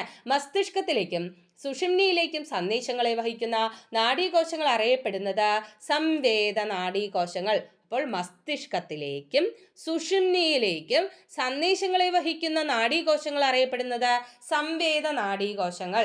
മസ്തിഷ്കത്തിൽ നിന്നും സുഷുമ്നയിൽ നിന്നും സന്ദേശങ്ങൾ വിവിധ അവയവങ്ങളിലേക്ക് വഹിക്കുന്ന നാഡീകോശങ്ങൾ അറിയപ്പെടുന്നത് പ്രേരക നാഡീകോശങ്ങൾ. അപ്പോൾ ആരെങ്കിലും പ്രേരിപ്പിക്കണം അല്ലെ, എന്തെങ്കിലും നമ്മൾ കാര്യങ്ങൾ ചെയ്യണം എന്നുണ്ടെങ്കിൽ, ഇപ്പോൾ ഒരു തീ അവിടെ കത്തുവാണ്, അപ്പോൾ നമ്മൾ ഒരു വിരൽ കൊണ്ട് അത് തൊടാൻ നിൽക്കുകയാണെങ്കിൽ എവിടെ നിന്നാണ് സന്ദേശം ലഭിക്കേണ്ടത്? മസ്തിഷ്കത്തിൽ നിന്ന് അല്ലെ, അല്ലെങ്കിൽ സുഷുമ്നയിൽ നിന്ന് ആവേഗങ്ങൾ പുറപ്പെടുന്നുണ്ട്. അപ്പോൾ നമ്മളെ പ്രേരിപ്പിക്കുന്നത് ആരാണ്? അവിടെ നിന്നുള്ള സന്ദേശങ്ങളാണ് അല്ലേ. അപ്പോൾ ആ നാഡീകോശങ്ങളാണ് എന്തെന്നറിയപ്പെടുന്നത്? പ്രേരക നാഡീകോശങ്ങൾ. നോക്കൂ, മസ്തിഷ്കത്തിൽ നിന്നും സുഷുമ്നയിൽ നിന്നും സന്ദേശങ്ങൾ വിവിധ അവയവങ്ങളിലേക്ക് വഹിക്കുന്ന നാഡീകോശങ്ങൾ അറിയപ്പെടുന്നത് പ്രേരക നാഡീകോശങ്ങൾ. ഓക്കെ, ഇത് ഏതെങ്കിലും ഒന്ന് നിർബന്ധമായി പഠിച്ചു വയ്ക്കുക, തീർച്ചയായിട്ടും ചോദിക്കും. അടുത്തത് ആക്സോണുകളുടെ, അതായത് നാഡീതന്തുക്കളുടെ കൂട്ടമാണ് നാഡികൾ. ആക്സോണുകളുടെ കൂട്ടം അഥവാ നാഡീതന്തുക്കളുടെ കൂട്ടമാണ് നാഡികൾ. നാഡീകോശങ്ങൾ ആവരണം ചെയ്യപ്പെട്ടിരിക്കുന്ന കലയാണ് യോജക കല. അപ്പൊ നാഡീകോശങ്ങൾ ആവരണം ചെയ്യപ്പെട്ടിരിക്കുന്ന കല യോജക കല. അടുത്തത് വിവിധ തരം നാഡികളും ധർമ്മങ്ങളും നോക്കാം. നമ്മളിപ്പോൾ പറഞ്ഞതുപോലെ സംവേദനാഡി, പ്രേരകനാഡി, സമ്മിശ്ര നാഡി എന്താണെന്ന് നോക്കാം. എന്താണ് സംവേദനാഡി? സംവേദനാഡി തന്തുക്കൾ ചേർന്നുണ്ടാകുന്നതാണ് സംവേദനാഡി. ശരീരത്തിന്റെ വിവിധ ഭാഗങ്ങളിൽ നിന്നുള്ള സന്ദേശങ്ങൾ മസ്തിഷ്കത്തിലേക്കും സുഷുമ്നയിലേക്കും എത്തിക്കുന്നത് ആരാണ്? സംവേദനാഡികളാണ്. അടുത്തത് പ്രേരകനാഡികൾ. പ്രേരകനാഡി തന്തുക്കൾ ചേർന്നുണ്ടാകുന്നതാണ് പ്രേരകനാഡി. തലച്ചോറ്, സുഷുമ്ന എന്നിവയിൽ നിന്നുള്ള സന്ദേശങ്ങൾ ശരീരത്തിന്റെ വിവിധ ഭാഗങ്ങളിൽ എത്തിക്കുന്നതാണ് പ്രേരകനാഡികൾ. അടുത്തത് സമ്മിശ്ര നാഡികൾ. സംവേദനാഡി തന്തുക്കളും പ്രേരകനാഡി തന്തുക്കളും ചേർന്നുണ്ടാകുന്നതാണ് സമ്മിശ്ര നാഡി. തലച്ചോറ്, സുഷുമ്ന എന്നിവയിലേക്കും തിരിച്ചുമുള്ള സന്ദേശങ്ങളുടെ വിനിമയം സാധ്യമാക്കുന്നു. അതായത് തലച്ചോറ്, സുഷുമ്ന എന്നിവയിലേക്കും അതുപോലെ തിരിച്ച് തലച്ചോറിൽ നിന്നും സുഷുമ്നയിലെ നിന്നും അവയവങ്ങളിലേക്കുമുള്ള സന്ദേശങ്ങൾ വഹിക്കുന്നത് ആരാണ്? സമ്മിശ്ര നാഡികളാണ്. ഓക്കെ, ക്ലിയർ അല്ലേ? അപ്പൊ അടുത്ത ഒരു ഭാഗം നോക്കാം. നാഡീവ്യവസ്ഥയുടെ 2 വിഭാഗങ്ങളുണ്ട്. കേന്ദ്ര നാഡീവ്യവസ്ഥയും പെരിഫറൽ നാഡീവ്യവസ്ഥയും. അപ്പൊ നാഡീവ്യവസ്ഥയ്ക്ക് 2 വിഭാഗങ്ങളാണുള്ളത്, അല്ലെങ്കിൽ നാഡീവ്യവസ്ഥയെ നമുക്ക് 2ആയി തിരിക്കാം. കേന്ദ്ര നാഡീവ്യവസ്ഥയെന്നും പെരിഫറൽ നാഡീവ്യവസ്ഥയെന്നും. അപ്പോൾ എന്താണ് കേന്ദ്ര നാഡീവ്യവസ്ഥ? മസ്തിഷ്കവും സുഷുമ്നയും ഉൾപ്പെടുന്ന നാഡീവ്യവസ്ഥയാണ് കേന്ദ്ര നാഡീവ്യവസ്ഥ. മസ്തിഷ്കവും സുഷുമ്നയും ഉൾപ്പെടുന്ന നാഡീവ്യവസ്ഥ കേന്ദ്ര നാഡീവ്യവസ്ഥ. ശിരോനാഡികളും സുഷുമ്നാ നാഡികളും ഉൾപ്പെടുന്ന നാഡീവ്യവസ്ഥയാണ് പെരിഫറൽ നാഡീവ്യവസ്ഥ. അപ്പൊ ശിരോനാഡികളും സുഷുമ്നാ നാഡികളും ഉൾപ്പെടുന്ന നാഡീവ്യവസ്ഥയാണ് പെരിഫറൽ നാഡീവ്യവസ്ഥ. ക്ലിയർ ആയോ? നോക്കാം. ശിരോനാഡികളുടെ എണ്ണം. ശിരോനാഡികൾ എത്ര എണ്ണമാണ് ഉള്ളത്? 12 ജോഡി ശിരോനാഡികളാണ് ഉള്ളത്. 12 ജോഡി ശിരോനാഡികളാണുള്ളത്. സുഷുമ്നാ നാഡികൾ എത്ര എണ്ണമാണ് ഉള്ളത്? 31 ജോഡി സുഷുമ്നാ നാഡികളുണ്ട്. 31 ജോഡി സുഷുമ്നാ നാഡികളുണ്ട്. നാഡീവ്യവസ്ഥയുടെ കേന്ദ്രഭാഗമാണ് മസ്തിഷ്കം. നാഡീവ്യവസ്ഥയുടെ കേന്ദ്രഭാഗമാണ് മസ്തിഷ്കം. മസ്തിഷ്കം സംരക്ഷിക്കപ്പെട്ടിരിക്കുന്നത് തലയോടിനുള്ളിലാണ്. മസ്തിഷ്കം സംരക്ഷിക്കപ്പെട്ടിരിക്കുന്നത് തലയോടിനുള്ളിലാണ്. മസ്തിഷ്കത്തെ പൊതിഞ്ഞു സംരക്ഷിക്കുന്ന 3 സ്തര പാളികളുള്ള ആവരണമാണ് മെനിഞ്ചസ്. മസ്തിഷ്കത്തെ പൊതിഞ്ഞു സംരക്ഷിക്കുന്ന 3 സ്തര പാളികളുള്ള ആവരണമാണ് മെനിഞ്ചസ്. മെനിഞ്ചസിന്റെ ആന്തരപാളികൾക്കിടയിലും മസ്തിഷ്കത്തിന്റെ അറകളിലും കാണപ്പെടുന്ന ദ്രവമാണ് സെറിബ്രോസ്പൈനൽ ദ്രവം. മെനിഞ്ചസിന്റെ ആന്തരപാളികൾക്കിടയിലും മസ്തിഷ്കത്തിന്റെ അറകളിലും കാണപ്പെടുന്ന ദ്രവമാണ് സെറിബ്രോസ്പൈനൽ ദ്രവം. അപ്പോൾ ഇത്രയും കാര്യം ക്ലിയർ ആയോ? അടുത്ത് നോക്കാം. സെറിബ്രോസ്പൈനൽ ദ്രവത്തിന്റെ ധർമ്മങ്ങൾ എന്താണ്? അപ്പൊ മസ്തിഷ്കത്തിലെ കലകൾക്ക് പോഷക ഘടകങ്ങൾ, ഓക്സിജൻ എന്നിവ നൽകുക എന്നതാണ് സെറിബ്രോസ്പൈനൽ ദ്രവത്തിന്റെ ധർമ്മം. ആദ്യത്തെ ധർമ്മം എന്താണ്? മസ്തിഷ്ക കലകൾക്ക് പോഷക ഘടകങ്ങൾ, ഓക്സിജൻ എന്നിവ നൽകുക, മസ്തിഷ്കത്തിനുള്ളിലെ മർദ്ദം ക്രമീകരിക്കുക, മസ്തിഷ്കത്തെ ക്ഷതങ്ങളിൽ നിന്ന് സംരക്ഷിക്കുക എന്നിവയാണ് സെറിബ്രോസ്പൈനൽ ദ്രവത്തിന്റെ ധർമ്മങ്ങൾ. മസ്തിഷ്കത്തിന്റെ വിവിധ ഭാഗങ്ങളാണ് cerebrum, cerebellum, thalamus, hypothalamus, medulla oblongata എന്നിവ. അപ്പൊ മസ്തിഷ്കത്തിന്റെ വിവിധ ഭാഗങ്ങൾ ഏതെല്ലാമാണ്? സെറിബ്രം ഉണ്ട്, സെറിബെല്ലം ഉണ്ട്, തലാമസ് ഉണ്ട്, ഹൈപ്പോതലാമസ് ഉണ്ട്, മെഡുല ഒബ്ലോങ്കേറ്റ ഉണ്ട്. ക്ലിയർ ആയോ? അടുത്തത് നോക്കാം. മസ്തിഷ്കത്തിന്റെ ഏറ്റവും വലിയ ഭാഗമാണ് സെറിബ്രം. മസ്തിഷ്കത്തിന്റെ ഏറ്റവും വലിയ ഭാഗം ഏതാണ്? സെറിബ്രമാണ്. സെറിബ്രത്തിന്റെ ചാര നിറമുള്ള പുറം ഭാഗം അറിയപ്പെടുന്നത് കോർട്ടെക്സ് എന്നാണ്. അപ്പൊ സെറിബ്രത്തിന്റെ ചാര നിറമുള്ള പുറം ഭാഗം അറിയപ്പെടുന്നത് കോർട്ടെക്സ്. ക്ലിയർ ആണോ? കോർട്ടെക്സ് ഏത് നിറമാണ്? ചാരനിറം. ഓക്കെ, അപ്പൊ ഇത്രയും ഭാഗം ക്ലിയർ ആയി അല്ലേ? അപ്പൊ നമ്മൾ ഒന്നുകൂടെ ഒന്ന് റിവൈസ് ചെയ്യണം. നോക്കാം. നാഡീയ പ്രേഷകങ്ങൾക്ക് ഉദാഹരണമാണ് അസറ്റൈൽ കൊളിൻ, ഡോപാമിൻ എന്നിവ. ആവേഗങ്ങളുടെ ദിശ, വേഗത എന്നിവ ക്രമീകരിക്കുന്ന സിനാപ്സ് ആണ്. മസ്തിഷ്കത്തിലേക്കും സുഷുമ്നയിലേക്കും സന്ദേശങ്ങളെ വഹിക്കുന്ന നാഡീകോശങ്ങൾ അറിയപ്പെടുന്നത് സംവേദ നാഡീകോശങ്ങൾ. മസ്തിഷ്കത്തിൽ നിന്നും സുഷുമ്നയിൽ നിന്നും സന്ദേശങ്ങൾ വിവിധ അവയവങ്ങളിലേക്ക് വഹിക്കുന്ന നാഡീകോശങ്ങൾ അറിയപ്പെടുന്നത് പ്രേരക നാഡീകോശങ്ങൾ. ആക്സോണുകളുടെ കൂട്ടം അഥവാ നാഡീതന്തുക്കളുടെ കൂട്ടം നാഡികൾ. നാഡീകോശങ്ങൾ ആവരണം ചെയ്യപ്പെട്ടിരിക്കുന്ന കലയാണ് യോജക കല. വിവിധ തരം നാഡീകോശങ്ങളുണ്ട്. സംവേദ നാഡീതന്തുക്കൾ ചേർന്നുണ്ടായിരിക്കുന്നു. ശരീരത്തിന്റെ വിവിധ ഭാഗങ്ങളിൽ നിന്നുള്ള സന്ദേശങ്ങൾ മസ്തിഷ്കത്തിലേക്കും സുഷുമ്നയിലേക്കും എത്തിക്കുന്നു. പ്രേരക നാഡീതന്തുക്കൾ ചേർന്നുണ്ടായതാണ്. തലച്ചോറ്, സുഷുമ്ന എന്നിവിടങ്ങളിൽ നിന്നുള്ള സന്ദേശങ്ങൾ ശരീരത്തിന്റെ വിവിധ ഭാഗങ്ങളിൽ എത്തിക്കുന്നു. സമ്മിശ്ര നാഡി സംവേദ നാഡീതന്തുക്കളും പ്രേരക നാഡീതന്തുക്കളും ചേർന്നുണ്ടായതാണ്. തലച്ചോറ്, സുഷുമ്ന എന്നിവയിലേക്കും തിരിച്ച് തലച്ചോറിലേക്കും സുഷുമ്നയിലേക്കും സന്ദേശങ്ങളുടെ വിനിമയം സാധ്യമാക്കുന്നത് സമ്മിശ്ര നാഡിയാണ്. നാഡീവ്യവസ്ഥയുടെ 2 ഭാഗങ്ങളുണ്ട്. കേന്ദ്ര നാഡീവ്യവസ്ഥയെന്നും പെരിഫറൽ നാഡീവ്യവസ്ഥയെന്നും വിളിക്കാം. മസ്തിഷ്കവും സുഷുമ്നയും ഉൾപ്പെടുന്ന നാഡീവ്യവസ്ഥയാണ് കേന്ദ്ര നാഡീവ്യവസ്ഥ. ശിരോനാഡികളും സുഷുമ്നാ നാഡികളും ഉൾപ്പെടുന്ന നാഡീവ്യവസ്ഥയാണ് പെരിഫറൽ നാഡീവ്യവസ്ഥ. ശിരോനാഡികൾ 12 ജോഡിയാണുള്ളത്. സുഷുമ്നാ നാഡി 31 ജോഡിയുണ്ട്. നാഡീവ്യവസ്ഥയുടെ കേന്ദ്രഭാഗമാണ് മസ്തിഷ്കം. മസ്തിഷ്കം സംരക്ഷിക്കപ്പെട്ടിരിക്കുന്ന തലയോടിനുള്ളിലാണ്. മസ്തിഷ്കത്തെ പൊതിഞ്ഞ് സംരക്ഷിക്കുന്ന 3 സ്തര പാളിയുണ്ട്. അതിനെ പറയുന്ന പേരാണ് മെനിഞ്ചസ്. മെനിഞ്ചസിന്റെ ആന്തരപാളികൾക്കിടയിൽ മസ്തിഷ്കത്തിന്റെ അറകളിൽ കാണപ്പെടുന്ന ദ്രവമാണ് സെറിബ്രോസ്പൈനൽ ദ്രവം. അടുത്ത സെറിബ്രോസ്പൈനൽ ദ്രവത്തിന്റെ ധർമ്മം എന്താണ്? മസ്തിഷ്ക കലകൾക്ക് പോഷക ഘടകങ്ങൾ, ഓക്സിജൻ എന്നിവ നൽകുക, മസ്തിഷ്കത്തിനുള്ളിലെ മർദ്ദം ക്രമീകരിക്കുക, മസ്തിഷ്കത്തെ ക്ഷതങ്ങളിൽ നിന്ന് സംരക്ഷിക്കുക എന്നിവയാണ് സെറിബ്രോസ്പൈനൽ ദ്രവത്തിന്റെ ധർമ്മങ്ങൾ. മസ്തിഷ്കത്തിന്റെ വിവിധ ഭാഗങ്ങളാണ് cerebrum, cerebellum, thalamus, hypothalamus, medulla oblongata എന്നിവ. മസ്തിഷ്കത്തിന്റെ ഏറ്റവും വലിയ ഭാഗമാണ് സെറിബ്രം. മസ്തിഷ്കത്തിന്റെ ഏറ്റവും വലിയ ഭാഗം ഏതാണ്? സെറിബ്രമാണ്. സെറിബ്രത്തിന്റെ ചാരനിറമുള്ള പുറം ഭാഗം അറിയപ്പെടുന്നത് കോർട്ടെക്സ് എന്നാണ്. എന്താണ്? കോർട്ടെക്സ് എന്നറിയപ്പെടുന്നു. അടുത്തത് സെറിബ്രത്തിന്റെ വെളുത്ത നിറമുള്ള ഉൾഭാഗം അറിയപ്പെടുന്നത് മെഡുല എന്നാണ്. സെറിബ്രത്തിന്റെ വെളുത്ത നിറമുള്ള ഉൾഭാഗം അറിയപ്പെടുന്നത് മെഡുല. ചിന്ത, ബുദ്ധി, ഓർമ്മ, ഭാവന എന്നിവയുടെ കേന്ദ്രമാണ് സെറിബ്രം. ചിന്ത, ബുദ്ധി, ഓർമ്മ, ഭാവന എന്നിവയുടെ കേന്ദ്രമാണ് സെറിബ്രം. ഇതുപോലെ തന്നെ ചോദിച്ചിട്ടുണ്ട്, ഒരുപാട് തവണ ചോദിച്ചിട്ടുണ്ട്. PYQ ആണ്. ഇന്ദ്രിയാനുഭവങ്ങൾ ഉളവാക്കുന്ന മസ്തിഷ്ക ഭാഗമാണ് സെറിബ്രം. ഇന്ദ്രിയാനുഭവങ്ങൾ ഉളവാക്കുന്ന മസ്തിഷ്ക ഭാഗമാണ് സെറിബ്രം. ഐച്ഛിക ചലനങ്ങളെ നിയന്ത്രിക്കുന്ന മസ്തിഷ്ക ഭാഗം ഏതാണ്? സെറിബ്രമാണ്. ഐച്ഛിക ചലനങ്ങളെ നിയന്ത്രിക്കുന്ന മസ്തിഷ്ക ഭാഗമാണ് സെറിബ്രം. തീർച്ചയായിട്ടും ചോദിക്കും. ഇതിലൊരു ചോദ്യം തീർച്ചയായിട്ടും വരുന്ന പരീക്ഷകളിൽ ചോദിക്കുന്നതായിരിക്കും. ഓക്കെ, അപ്പൊ അത്രയും ഇമ്പോർട്ടൻ്റ് ആണ് എന്നാണ് പറഞ്ഞു വെക്കുന്നത്. ഓക്കെ, അടുത്തത് നോക്കാം. മസ്തിഷ്കത്തിന്റെ 2ാമത്തെ വലിയ ഭാഗമാണ് സെറിബെല്ലം. മസ്തിഷ്കത്തിന്റെ 2ാമത്തെ വലിയ ഭാഗം സെറിബെല്ലമാണ്.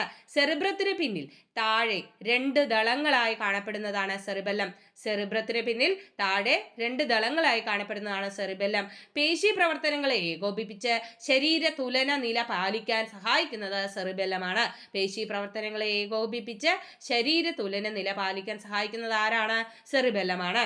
ഹൃദയസ്പന്ദനം, ശ്വാസോച്ഛ്വാസം എന്നീ അനൈച്ഛിക പ്രവർത്തനങ്ങളെ നിയന്ത്രിക്കുന്നത് മെഡുല ഒബ്ലാങ്കേറ്റയാണ്. അപ്പൊ ഹൃദയസ്പന്ദനം, ശ്വാസോച്ഛ്വാസം എന്നീ അനൈച്ഛിക പ്രവർത്തനങ്ങളെ നിയന്ത്രിക്കുന്നത് ആരാണ്? Medulla oblongata.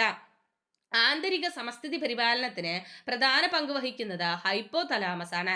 ആന്തരിക സമസ്ഥിതി പരിപാലനത്തിന് പ്രധാന പങ്ക് വഹിക്കുന്നത് ഹൈപ്പോതലാമസ് ആണ്. സെറിബ്രത്തിലേക്കും സെറിബ്രത്തിൽ നിന്നുള്ള ആവേഗ പുനഃപ്രസരണ കേന്ദ്രമാണ് തലാമസ്. സെറിബ്രത്തിലേക്കും സെറിബ്രത്തിൽ നിന്നുള്ള ആവേഗ പുനഃപ്രസരണ കേന്ദ്രമാണ് തലാമസ്. ശരീരത്തിന്റെ വിവിധ ഭാഗങ്ങളിൽ നിന്നുള്ള ആവേഗങ്ങളെ പരിശോധിച്ച് പ്രാധാന്യമുള്ളവയെ സെറിബ്രത്തിലേക്ക് അയക്കുന്നത് തലാമസ് ആണ്. ശരീരത്തിന്റെ വിവിധ ഭാഗങ്ങളിൽ നിന്നുള്ള ആവേഗങ്ങളെ പരിശോധിച്ച് പ്രധാനമുള്ളവയെ മാത്രം എന്ത് ചെയ്യുന്നു? സെറിബ്രത്തിലേക്ക് അയക്കുന്നു. അതാരാണ്? തലാമസ് ആണ്. മെഡുല ഒബ്ലാങ്കേറ്റയുടെ തുടർച്ചയായുള്ള ഭാഗമാണ് സുഷുമ്ന. മെഡുല ഒബ്ലാങ്കേറ്റയുടെ തുടർച്ചയായ ഭാഗമാണ് സുഷുമ്ന. സുഷുമ്ന സ്ഥിതി ചെയ്യുന്നത് നട്ടെല്ലിനുള്ളിലാണ്. സുഷുമ്ന സ്ഥിതി ചെയ്യുന്നത് നട്ടെല്ലിനുള്ളിലാണ്. സുഷുമ്നയെ ആവരണം ചെയ്തിരിക്കുന്ന സ്ഥലമാണ് മെനിഞ്ചസ്. സുഷുമ്നയെ ആവരണം ചെയ്തിരിക്കുന്ന സ്ഥലമാണ് മെനിഞ്ചസ്. അപ്പോൾ നമ്മുടെ ബ്രെയിനെ ആവരണം ചെയ്തിരിക്കുന്നത് പോലെ തന്നെ സുഷുമ്നയെയും മെനിഞ്ചസ് ആവരണം ചെയ്തിരിക്കുന്നു. സുഷുമ്നയുടെ ബാഹ്യഭാഗമാണ് വൈറ്റ് മാറ്റർ. സുഷുമ്നയുടെ ബാഹ്യഭാഗം വൈറ്റ് മാറ്റർ. സുഷുമ്നയുടെ ആന്തരഭാഗം ഏതാണ്? Grey matter. പക്ഷെ നമ്മൾ മസ്തിഷ്കത്തിൽ അതല്ല പറഞ്ഞത്. മസ്തിഷ്കത്തിൽ എന്താണ് പറഞ്ഞത്? മസ്തിഷ്കത്തില് പുറം ഭാഗമാണ് ഗ്രേ മാറ്റർ, അകത്ത് വൈറ്റ് മാറ്റർ ആണ്. പക്ഷെ സുഷുമ്നയിലെ നേരെ ഓപ്പോസിറ്റ് ആണ് എന്ന് ഓർത്തിരിക്കുക. അടുത്തത് സംവേദ ആവേഗങ്ങൾ സുഷുമ്നയിലേക്ക് പ്രവേശിക്കുന്നത് ഡോർസൽ റൂട്ടിലൂടെയാണ്. സംവേദ ആവേഗങ്ങൾ സുഷുമ്നയിലേക്ക് പ്രവേശിക്കുന്ന ഏതിലൂടെയാണ്? ഡോർസൽ റൂട്ടിലൂടെയാണ്. പ്രേരക ആവേഗങ്ങൾ സുഷുമ്നയിൽ നിന്ന് പുറത്തേക്ക് പ്രവഹിക്കുന്നത് വെൻട്രിക്കൽ റൂട്ടിലൂടെയാണ്. ഏതിലാണ്? വെൻട്രൽ റൂട്ടിലൂടെയാണ്. ഓക്കെ, പ്രേരക ആവേഗങ്ങൾ സുഷുമ്നയിൽ നിന്ന് പുറത്തേക്ക് പ്രവഹിക്കുന്നത് വെൻട്രൽ റൂട്ടിലൂടെയാണ്. ശരീരത്തിന്റെ വിവിധ ഭാഗങ്ങളിൽ നിന്നുള്ള ആവേഗങ്ങളെ തിരിച്ചും പ്രേഷണം ചെയ്യുന്ന ഭാഗമാണ് സുഷുമ്ന. എന്താണ്? ശരീരത്തിന്റെ വിവിധ ഭാഗങ്ങളിൽ നിന്നുള്ള ആവേഗങ്ങളെ മസ്തിഷ്കത്തിലേക്കും തിരിച്ചും പ്രേഷണം ചെയ്യുന്ന ഭാഗം ഏതാണ്? സുഷുമ്നയാണ്. നടത്തം, ഓട്ടം എന്നീ പ്രവർത്തനങ്ങളിലെ ആവർത്തന ചലനം ഏകോപിപ്പിക്കുന്ന ഭാഗമാണ് സുഷുമ്ന. നടത്തം, ഓട്ടം എന്നീ പ്രവർത്തനങ്ങളിലെ ആവർത്തന ചലനം ഏകോപിപ്പിക്കുന്ന ഭാഗമാണ് സുഷുമ്ന. നമ്മുടെ ഇച്ഛാനുസരണമല്ലാത്ത ഉദ്ദീപനങ്ങൾക്കനുസരിച്ച് ആകസ്മികമായി നടക്കുന്ന പ്രതികരണങ്ങളാണ് റിഫ്ലക്സ് പ്രവർത്തനങ്ങൾ. അപ്പോൾ എന്താണ് റിഫ്ലക്സ് പ്രവർത്തനം? നമ്മുടെ ഇച്ഛാനുസരണമല്ലാത്ത ഉദ്ദീപനങ്ങൾക്കനുസരിച്ച് ആകസ്മികമായി നടക്കുന്ന പ്രതികരണങ്ങളാണ് റിഫ്ലക്സ് പ്രവർത്തനങ്ങൾ എന്നറിയപ്പെടുന്നത്. സംവേദന നാഡിയെയും പ്രേരക നാഡിയെയും ബന്ധിപ്പിക്കുന്ന നാഡീകോശമാണ് ഇന്റർന്യൂറോൺ. എന്താണ് ഇന്റർന്യൂറോൺ? സംവേദ നാഡിയെയും പ്രേരക നാഡിയെയും ബന്ധിപ്പിക്കുന്ന നാഡീകോശമാണ് ഇന്റർന്യൂറോൺ. സംവേദ ആവേഗങ്ങൾക്കനുസൃതമായി വേഗത്തിലുള്ള പ്രതികരണങ്ങൾ നിർദ്ദേശങ്ങൾ രൂപപ്പെടുത്തുന്നത് ഇന്റർന്യൂറോൺ ആണ്. സംവേദ ആവേഗങ്ങൾക്കനുസൃതമായി വേഗത്തിലുള്ള പ്രതികരണ നിർദ്ദേശങ്ങൾ രൂപപ്പെടുത്തുന്ന ആരാണ്? ഇന്റർന്യൂറോൺ ആണ്. റിഫ്ലക്സ് പ്രവർത്തനത്തിലെ ആവേഗങ്ങളുടെ സഞ്ചാരപാത അറിയപ്പെടുന്നത് റിഫ്ലക്സ് ആർക്ക് എന്നാണ്. റിഫ്ലക്സ് പ്രവർത്തനങ്ങളിലെ ആവേഗങ്ങളുടെ സഞ്ചാരപാത അറിയപ്പെടുന്നത് റിഫ്ലക്സ് ആർക്ക്. സുഷുമ്ന കേന്ദ്രമായി പ്രവർത്തിക്കുന്ന റിഫ്ലക്സ് പ്രവർത്തനങ്ങൾ അറിയപ്പെടുന്നത് സ്പൈനൽ റിഫ്ലക്സുകൾ. സുഷുമ്ന കേന്ദ്രമായി പ്രവർത്തിക്കുന്ന റിഫ്ലക്സ് പ്രവർത്തനങ്ങൾ അറിയപ്പെടുന്നത് ഏത് പേരിലാണ്? സ്പൈനൽ റിഫ്ലക്സുകൾ. സെറിബ്രത്തിന്റെ നിയന്ത്രണത്തിൽ നടക്കുന്ന റിഫ്ലക്സ് പ്രവർത്തനങ്ങൾ അറിയപ്പെടുന്നത് സെറിബ്രൽ റിഫ്ലക്സ്. അപ്പൊ സെറിബ്രത്തിന്റെ നിയന്ത്രണമാണെങ്കിൽ അതിനെ എന്തെന്നറിയപ്പെടുന്നു? സെറിബ്രൽ റിഫ്ലക്സ് എന്നറിയപ്പെടുന്നു. ഓക്കെ, റിഫ്ലക്സ് പ്രവർത്തനം അറിയാലോ അല്ലെ? നമ്മൾ പെട്ടെന്ന് എന്തെങ്കിലും വിചാരിക്കാത്ത നേരത്ത് നമ്മൾക്ക് പെട്ടെന്ന് നേരിടേണ്ടി വരുന്ന എന്തെങ്കിലും ഒരു കാര്യത്തിന് നമ്മൾ പെട്ടെന്ന് റിയാക്ട് ചെയ്യുന്നതിനെയാണ് എന്തെന്ന് പറയുന്നത്? റിഫ്ലക്സ് പ്രവർത്തനം എന്ന് അറിയപ്പെടുന്നത് അല്ലെ? നമ്മുടെ ഇച്ഛാനുസരണമല്ല, അതുപോലെ ഉദ്ദീപനങ്ങൾക്കനുസരിച്ച് ആകസ്മികമായി നടക്കുന്ന പ്രതികരണങ്ങളാണ് എന്തെന്നറിയപ്പെടുന്നത്? റിഫ്ലക്സ് പ്രവർത്തനങ്ങൾ എന്നറിയപ്പെടുന്നത്. ഓക്കെ, ക്ലിയർ അല്ലേ? അപ്പം ഇതുപോലെ തന്നെ നമുക്ക് പരീക്ഷയ്ക്ക് ചോദിക്കും. അപ്പം അതുപോലെ തന്നെ നമ്മൾ പഠിച്ചു വയ്ക്കുക. ഓക്കെ, ഒന്ന് റിവൈസ് ചെയ്യണോ? നോക്കാം. സെറിബ്രത്തിന്റെ വെളുത്ത നിറമുള്ള ഉൾഭാഗം അറിയപ്പെടുന്നത് മെഡുല. സെറിബ്രത്തിന്റെ വെളുത്ത നിറമുള്ള ഉൾഭാഗം ഏതാണ്? മെഡുലയാണ്. എന്നാൽ സെറിബ്രത്തിന്റെ പുറത്ത് എന്തായിരുന്നു? ഗ്രേ അല്ലെ? ഗ്രേ കളർ ആണെങ്കിൽ അത് എന്തെന്നാ പറയുന്നത്? കോർട്ടെക്സ് എന്ന് നമ്മൾ പഠിച്ചു അല്ലെ? ചാര നിറമുള്ള പുറംഭാഗം അറിയപ്പെടുന്ന കോർട്ടെക്സ് എന്ന് പഠിച്ചു. അപ്പോൾ സെറിബ്രത്തിന് വെളുത്ത നിറമുള്ള ഉൾഭാഗം മെഡുല എന്നും ചാര നിറമുള്ള ഭാഗം കോർട്ടെക്സ് എന്നും പഠിച്ചു. ഇനി ചിന്ത, ബുദ്ധി, ഓർമ്മ, ഭാവന എന്നിവയുടെ കേന്ദ്രമാണ് സെറിബ്രം. ഇന്ദ്രിയാനുഭവങ്ങൾ ഉളവാക്കുന്ന മസ്തിഷ്ക ഭാഗമാണ് സെറിബ്രം. ഐച്ഛിക ചലനങ്ങളെ നിയന്ത്രിക്കുന്ന മസ്തിഷ്ക ഭാഗമാണ് സെറിബ്രം. മസ്തിഷ്കത്തിന്റെ രണ്ടാമത്തെ വലിയ ഭാഗമാണ് സെറിബെല്ലം. സെറിബ്രത്തിന് പിന്നിൽ താഴെ രണ്ട് ദളങ്ങളായി കാണപ്പെടുന്നതാണ് സെറിബെല്ലം. പേശി പ്രവർത്തനങ്ങളെ ഏകോപിപ്പിച്ച് ശരീര തുലന നില പാലിക്കാൻ സഹായിക്കുന്നത് ആരാണ്? സെറിബെല്ലമാണ്. ഹൃദയസ്പന്ദനം, ശ്വാസോച്ഛ്വാസം എന്നീ അനൈച്ഛിക പ്രവർത്തനങ്ങളെ നിയന്ത്രിക്കുന്നത് മെഡുല ഒബ്ലാങ്കേറ്റയാണ്. ആന്തര സമസ്ഥിതി പരിപാലനത്തിന് പ്രധാന പങ്ക് വഹിക്കുന്നത് ഹൈപ്പോതലാമസ് ആണ്. സെറിബ്രത്തിൽ നിന്നുള്ള ആവേഗ പുനഃപ്രസരണ കേന്ദ്രമാണ് തലാമസ്. ശരീരത്തിന് വിവിധ ഭാഗങ്ങളിൽ നിന്നുള്ള ആവേഗങ്ങളെ പരിശോധിച്ച് പ്രധാനമുള്ളവയെ സെറിബ്രത്തിലേക്ക് അയക്കുന്നത് തലാമസ് ആണ്. മെഡുല ഒബ്ലാങ്കേറ്റയുടെ തുടർച്ചയായുള്ള ഭാഗമാണ് സുഷുമ്ന. സുഷുമ്ന സ്ഥിതി ചെയ്യുന്നത് നട്ടെല്ലിനുള്ളിലാണ്. സുഷുമ്നയെ ആവരണം ചെയ്തിരിക്കുന്ന സ്ഥലമാണ് മെനിഞ്ചസ്. സുഷുമ്നയുടെ ബാഹ്യഭാഗമാണ് വൈറ്റ് മാറ്റർ. സുഷുമ്നയുടെ ആന്തരഭാഗം ഗ്രേ മാറ്റർ. സംവേദ ആവേഗങ്ങൾ സുഷുമ്നയിലേക്ക് പ്രവേശിക്കുന്നത് ഡോർസൽ റൂട്ടിലൂടെയാണ്. പ്രേരക ആവേഗങ്ങൾ സുഷുമ്നയിൽ നിന്ന് പുറത്തേക്ക് പോകുന്നത് വെൻട്രൽ റൂട്ടിലൂടെയാണ്. ശരീരത്തിന്റെ വിവിധ ഭാഗങ്ങളിൽ നിന്നുള്ള ആവേഗങ്ങൾ മസ്തിഷ്കത്തിലേക്കും തിരിച്ചും പ്രേഷണം ചെയ്യുന്ന ഭാഗമാണ് സുഷുമ്ന. നടത്തം, ഓട്ടം എന്നീ പ്രവർത്തനങ്ങളിലെ ആവർത്തന ചലനം ഏകോപിപ്പിക്കുന്ന ഭാഗമാണ് സുഷുമ്ന. നമ്മുടെ ഇച്ഛാനുസരണമല്ലാത്ത ഉദ്ദീപനങ്ങൾക്കനുസരിച്ച് ആകസ്മികമായി നടക്കുന്ന പ്രതികരണങ്ങളാണ് റിഫ്ലക്സ് പ്രവർത്തനങ്ങൾ. സംവേദ നാഡിയെയും പ്രേരക നാഡിയെയും ബന്ധിപ്പിക്കുന്ന നാഡീകോശമാണ് ഇന്റർന്യൂറോൺ. സംവേദ ആവേഗങ്ങൾക്കനുസൃതമായി വേഗത്തിലുള്ള പ്രതികരണങ്ങൾ നിർദ്ദേശങ്ങൾ രൂപപ്പെടുത്തുന്നത് ഇന്റർന്യൂറോൺ ആണ്. റിഫ്ലക്സ് പ്രവർത്തനത്തിലെ ആവേഗങ്ങളുടെ സഞ്ചാര പാത അറിയപ്പെടുന്നത് റിഫ്ലക്സ് ആർക്ക് എന്നാണ്. സുഷുമ്ന കേന്ദ്രമായി പ്രവർത്തിക്കുന്ന റിഫ്ലക്സ് പ്രവർത്തനങ്ങൾ അറിയപ്പെടുന്നത് സ്പൈനൽ റിഫ്ലക്സുകൾ എന്നാണ്. എന്നാൽ സെറിബ്രത്തിന്റെ നിയന്ത്രണത്തിൽ നടക്കുന്ന റിഫ്ലക്സ് പ്രവർത്തനങ്ങൾ അറിയപ്പെടുന്നത് സെറിബ്രൽ റിഫ്ലക്സ് എന്നാണ്. ഓക്കെ, ക്ലിയർ അല്ലേ? അടുത്തത് സെറിബ്രൽ റിഫ്ലക്സ് പ്രവർത്തനത്തിന് ഉദാഹരണമാണ് കണ്ണിനു നേരെ പ്രകാശം പതിക്കുമ്പോൾ ഏതെങ്കിലും വസ്തുക്കൾ കണ്ണിനു നേരെ വരുമ്പോൾ കണ്ണു ചിമ്മുന്നത്. അപ്പോൾ സെറിബ്രൽ റിഫ്ലക്സിന് ഉദാഹരണമുണ്ട്. കണ്ണിനു നേരെ പ്രകാശം പതിക്കുമ്പോഴോ അത് ഏതെങ്കിലും വസ്തുക്കൾ കണ്ണിനു നേരെ വരുമ്പോഴോ കണ്ണു ചിമ്മുന്നത് സെറിബ്രൽ റിഫ്ലക്സ് പ്രവർത്തനത്തിന് ഉദാഹരണമാണ്. മദ്യം മസ്തിഷ്കത്തിലെ ഏത് നാഡീയ പ്രേക്ഷകത്തിന്റെ പ്രവർത്തനത്തെയാണ് ത്വരിതപ്പെടുത്തുന്നത്? Gamma amino butyric acid. മദ്യം മസ്തിഷ്കത്തിലെ ഏത് നാഡീയ പ്രേക്ഷകത്തിന്റെ പ്രവർത്തനത്തെയാണ് ത്വരിതപ്പെടുത്തുന്നത്? Gamma amino butyric acid. ബോധതലത്തിന് വെളിയിൽ നടക്കുന്ന പ്രവർത്തനങ്ങളെ നിയന്ത്രിക്കുന്ന പെരിഫറൽ നാഡീവ്യവസ്ഥയുടെ ഭാഗമാണ് സ്വതന്ത്ര നാഡീവ്യവസ്ഥ. അപ്പോൾ ബോധതലത്തിന് വെളിയിൽ നടക്കുന്ന പ്രവർത്തനങ്ങളെ നിയന്ത്രിക്കുന്ന പെരിഫറൽ നാഡീവ്യവസ്ഥയുടെ ഭാഗം അറിയപ്പെടുന്നത് സ്വതന്ത്ര നാഡീവ്യവസ്ഥ എന്നാണ്. സിമ്പത്തറ്റിക് നാഡീവ്യവസ്ഥയും പാരാസിമ്പത്തറ്റിക് നാഡീവ്യവസ്ഥയും ചേർന്നതാണ് സ്വതന്ത്ര നാഡീവ്യവസ്ഥ. അപ്പോൾ എന്തെല്ലാം ചേർന്നതാണ് സ്വതന്ത്ര നാഡീവ്യവസ്ഥ? സിമ്പത്തറ്റിക് നാഡീവ്യവസ്ഥയും പാരാസിമ്പത്തറ്റിക് നാഡീവ്യവസ്ഥയും ചേർന്നതാണ് സ്വതന്ത്ര നാഡീവ്യവസ്ഥ. സിമ്പത്തറ്റിക് നാഡീവ്യവസ്ഥയുടെയും പാരാസിമ്പത്തറ്റിക് വ്യവസ്ഥയുടെയും പ്രവർത്തനങ്ങൾ എന്തെല്ലാമാണെന്ന് നോക്കാം. അപ്പം നമുക്കൊരു ടേബിൾ തന്നിട്ടുണ്ട്. സിമ്പത്തറ്റിക് വ്യവസ്ഥ, പാരാസിമ്പത്തറ്റിക് വ്യവസ്ഥ. അപ്പം എന്തൊക്കെയാണ് ഇവിടെ നടക്കുന്നത് എന്ന് നോക്കാം. അപ്പം സിമ്പത്തറ്റിക് വ്യവസ്ഥയിൽ എന്തെല്ലാമാണ് നടക്കുന്നത്? കണ്ണിലെ പ്യൂപ്പിൾ വികസിക്കുന്നു. അതായത് സിമ്പത്തറ്റിക് വ്യവസ്ഥയാണ് എങ്കിൽ കണ്ണിലെ പ്യൂപ്പിൾ വികസിക്കുന്നു, ഉമിനീർ ഉൽപാദനം കുറയുന്നു, ശ്വാസനാളം വികസിക്കുന്നു, ഹൃദയമിടിപ്പ് കൂടുന്നു, ആമാശയ പ്രവർത്തനങ്ങൾ മന്ദീഭവിക്കുന്നു, ഗ്ലൈക്കോജനെ ഗ്ലൂക്കോസ് ആക്കുന്നു, കുടലിലെ പെരിസ്റ്റാൾസിസ് മന്ദീഭവിക്കുന്നു, അതുപോലെ ഹോർമോൺ ഉൽപാദനം കൂടുന്നു, മൂത്രാശയം പൂർവ്വസ്ഥിതി പ്രാപിക്കുന്നു. ഇതെന്താണ്? സിമ്പത്തറ്റിക് വ്യവസ്ഥയാണ്. അതായത് പേടി എന്ന് പറയും അല്ലേ. നമ്മൾ ഇപ്പോൾ ഒരു പട്ടി കടിക്കാൻ വരികയാണ് എന്നുണ്ടെങ്കിൽ എന്തായിരിക്കും? സിമ്പത്തറ്റിക് വ്യവസ്ഥയായിരിക്കും അവിടെ നടക്കുക അല്ലേ, സിമ്പത്തറ്റിക് വ്യവസ്ഥ. ഓക്കെ. അപ്പോൾ ഉണ്ടാവുന്ന നമ്മുടെ ശരീരത്തുണ്ടാവുന്ന മാറ്റങ്ങൾ, അവിടെ ഇടപെടുന്ന നാഡീവ്യവസ്ഥ ഏതാണ്? സ്വതന്ത്ര നാഡീവ്യവസ്ഥയാണ്. ആ സ്വതന്ത്ര നാഡീവ്യവസ്ഥയിലെ ഒരു നാഡീവ്യവസ്ഥയാണ് സിമ്പത്തറ്റിക് നാഡീവ്യവസ്ഥ. അപ്പോൾ ആ സിമ്പത്തറ്റിക് നാഡീവ്യവസ്ഥയാണ് അവിടെ പ്രവർത്തിക്കുന്നത്. അപ്പോൾ എന്തൊക്കെയാണ് അവിടെ നടക്കുക? നമ്മളിപ്പം സങ്കല്പിക്കാം, ഒരു പട്ടി കടിക്കാനായിട്ട് നമ്മൾ വരികയാണ്. അപ്പോൾ നമുക്ക് എന്തൊക്കെയായിരിക്കും സംഭവിക്കുക? കണ്ണിലെ പ്യൂപ്പിൾ വികസിക്കുമല്ലേ, നമ്മളെ പരിസരം പോലും എല്ലാം മറന്നു പോകും. ഓക്കെ, കണ്ണിലെ പ്യൂപ്പിൾ വികസിക്കുന്നു, ഉമിനീർ ഉൽപാദനം കുറയുന്നു അല്ലേ, ഉമിനീര് കിട്ടാത്തൊരവസ്ഥ അല്ലേ, തൊണ്ട വരളുന്ന പോലെയുള്ള ഒരു അവസ്ഥയൊക്കെ ഉണ്ടാവും. അപ്പോൾ ശ്വാസനാളം വികസിക്കുന്നു, നമ്മൾ ബ്രീത്ത് കൂടുതലായിട്ട് എടുക്കും അല്ലേ. അതുപോലെ ഹൃദയമിടിപ്പ് കൂടുന്നു, ആമാശയ പ്രവർത്തനങ്ങൾ മന്ദീഭവിക്കുന്നു, ഗ്ലൈക്കോജനെ ഗ്ലൂക്കോസ് ആക്കുന്നു, കുടലിലെ പെരിസ്റ്റാൾസിസ് മന്ദീഭവിക്കുന്നു, ഹോർമോൺ ഉൽപാദനം കൂടുന്നു, മൂത്രാശയം പൂർവ്വസ്ഥിതി പ്രാപിക്കുന്നു. ഇത്രയും കാര്യങ്ങളാണ് നമ്മുടെ നാഡീവ്യവസ്ഥയിൽ നടക്കുക. അതിനെ പറയുന്ന പേരാണ് സിമ്പത്തറ്റിക് നാഡീവ്യവസ്ഥ, സിമ്പത്തറ്റിക് വ്യവസ്ഥ. എന്താണ്? അതിന് നേരെ ഓപ്പോസിറ്റ് ആണല്ലോ പാരസിമ്പത്തറ്റിക് വ്യവസ്ഥ.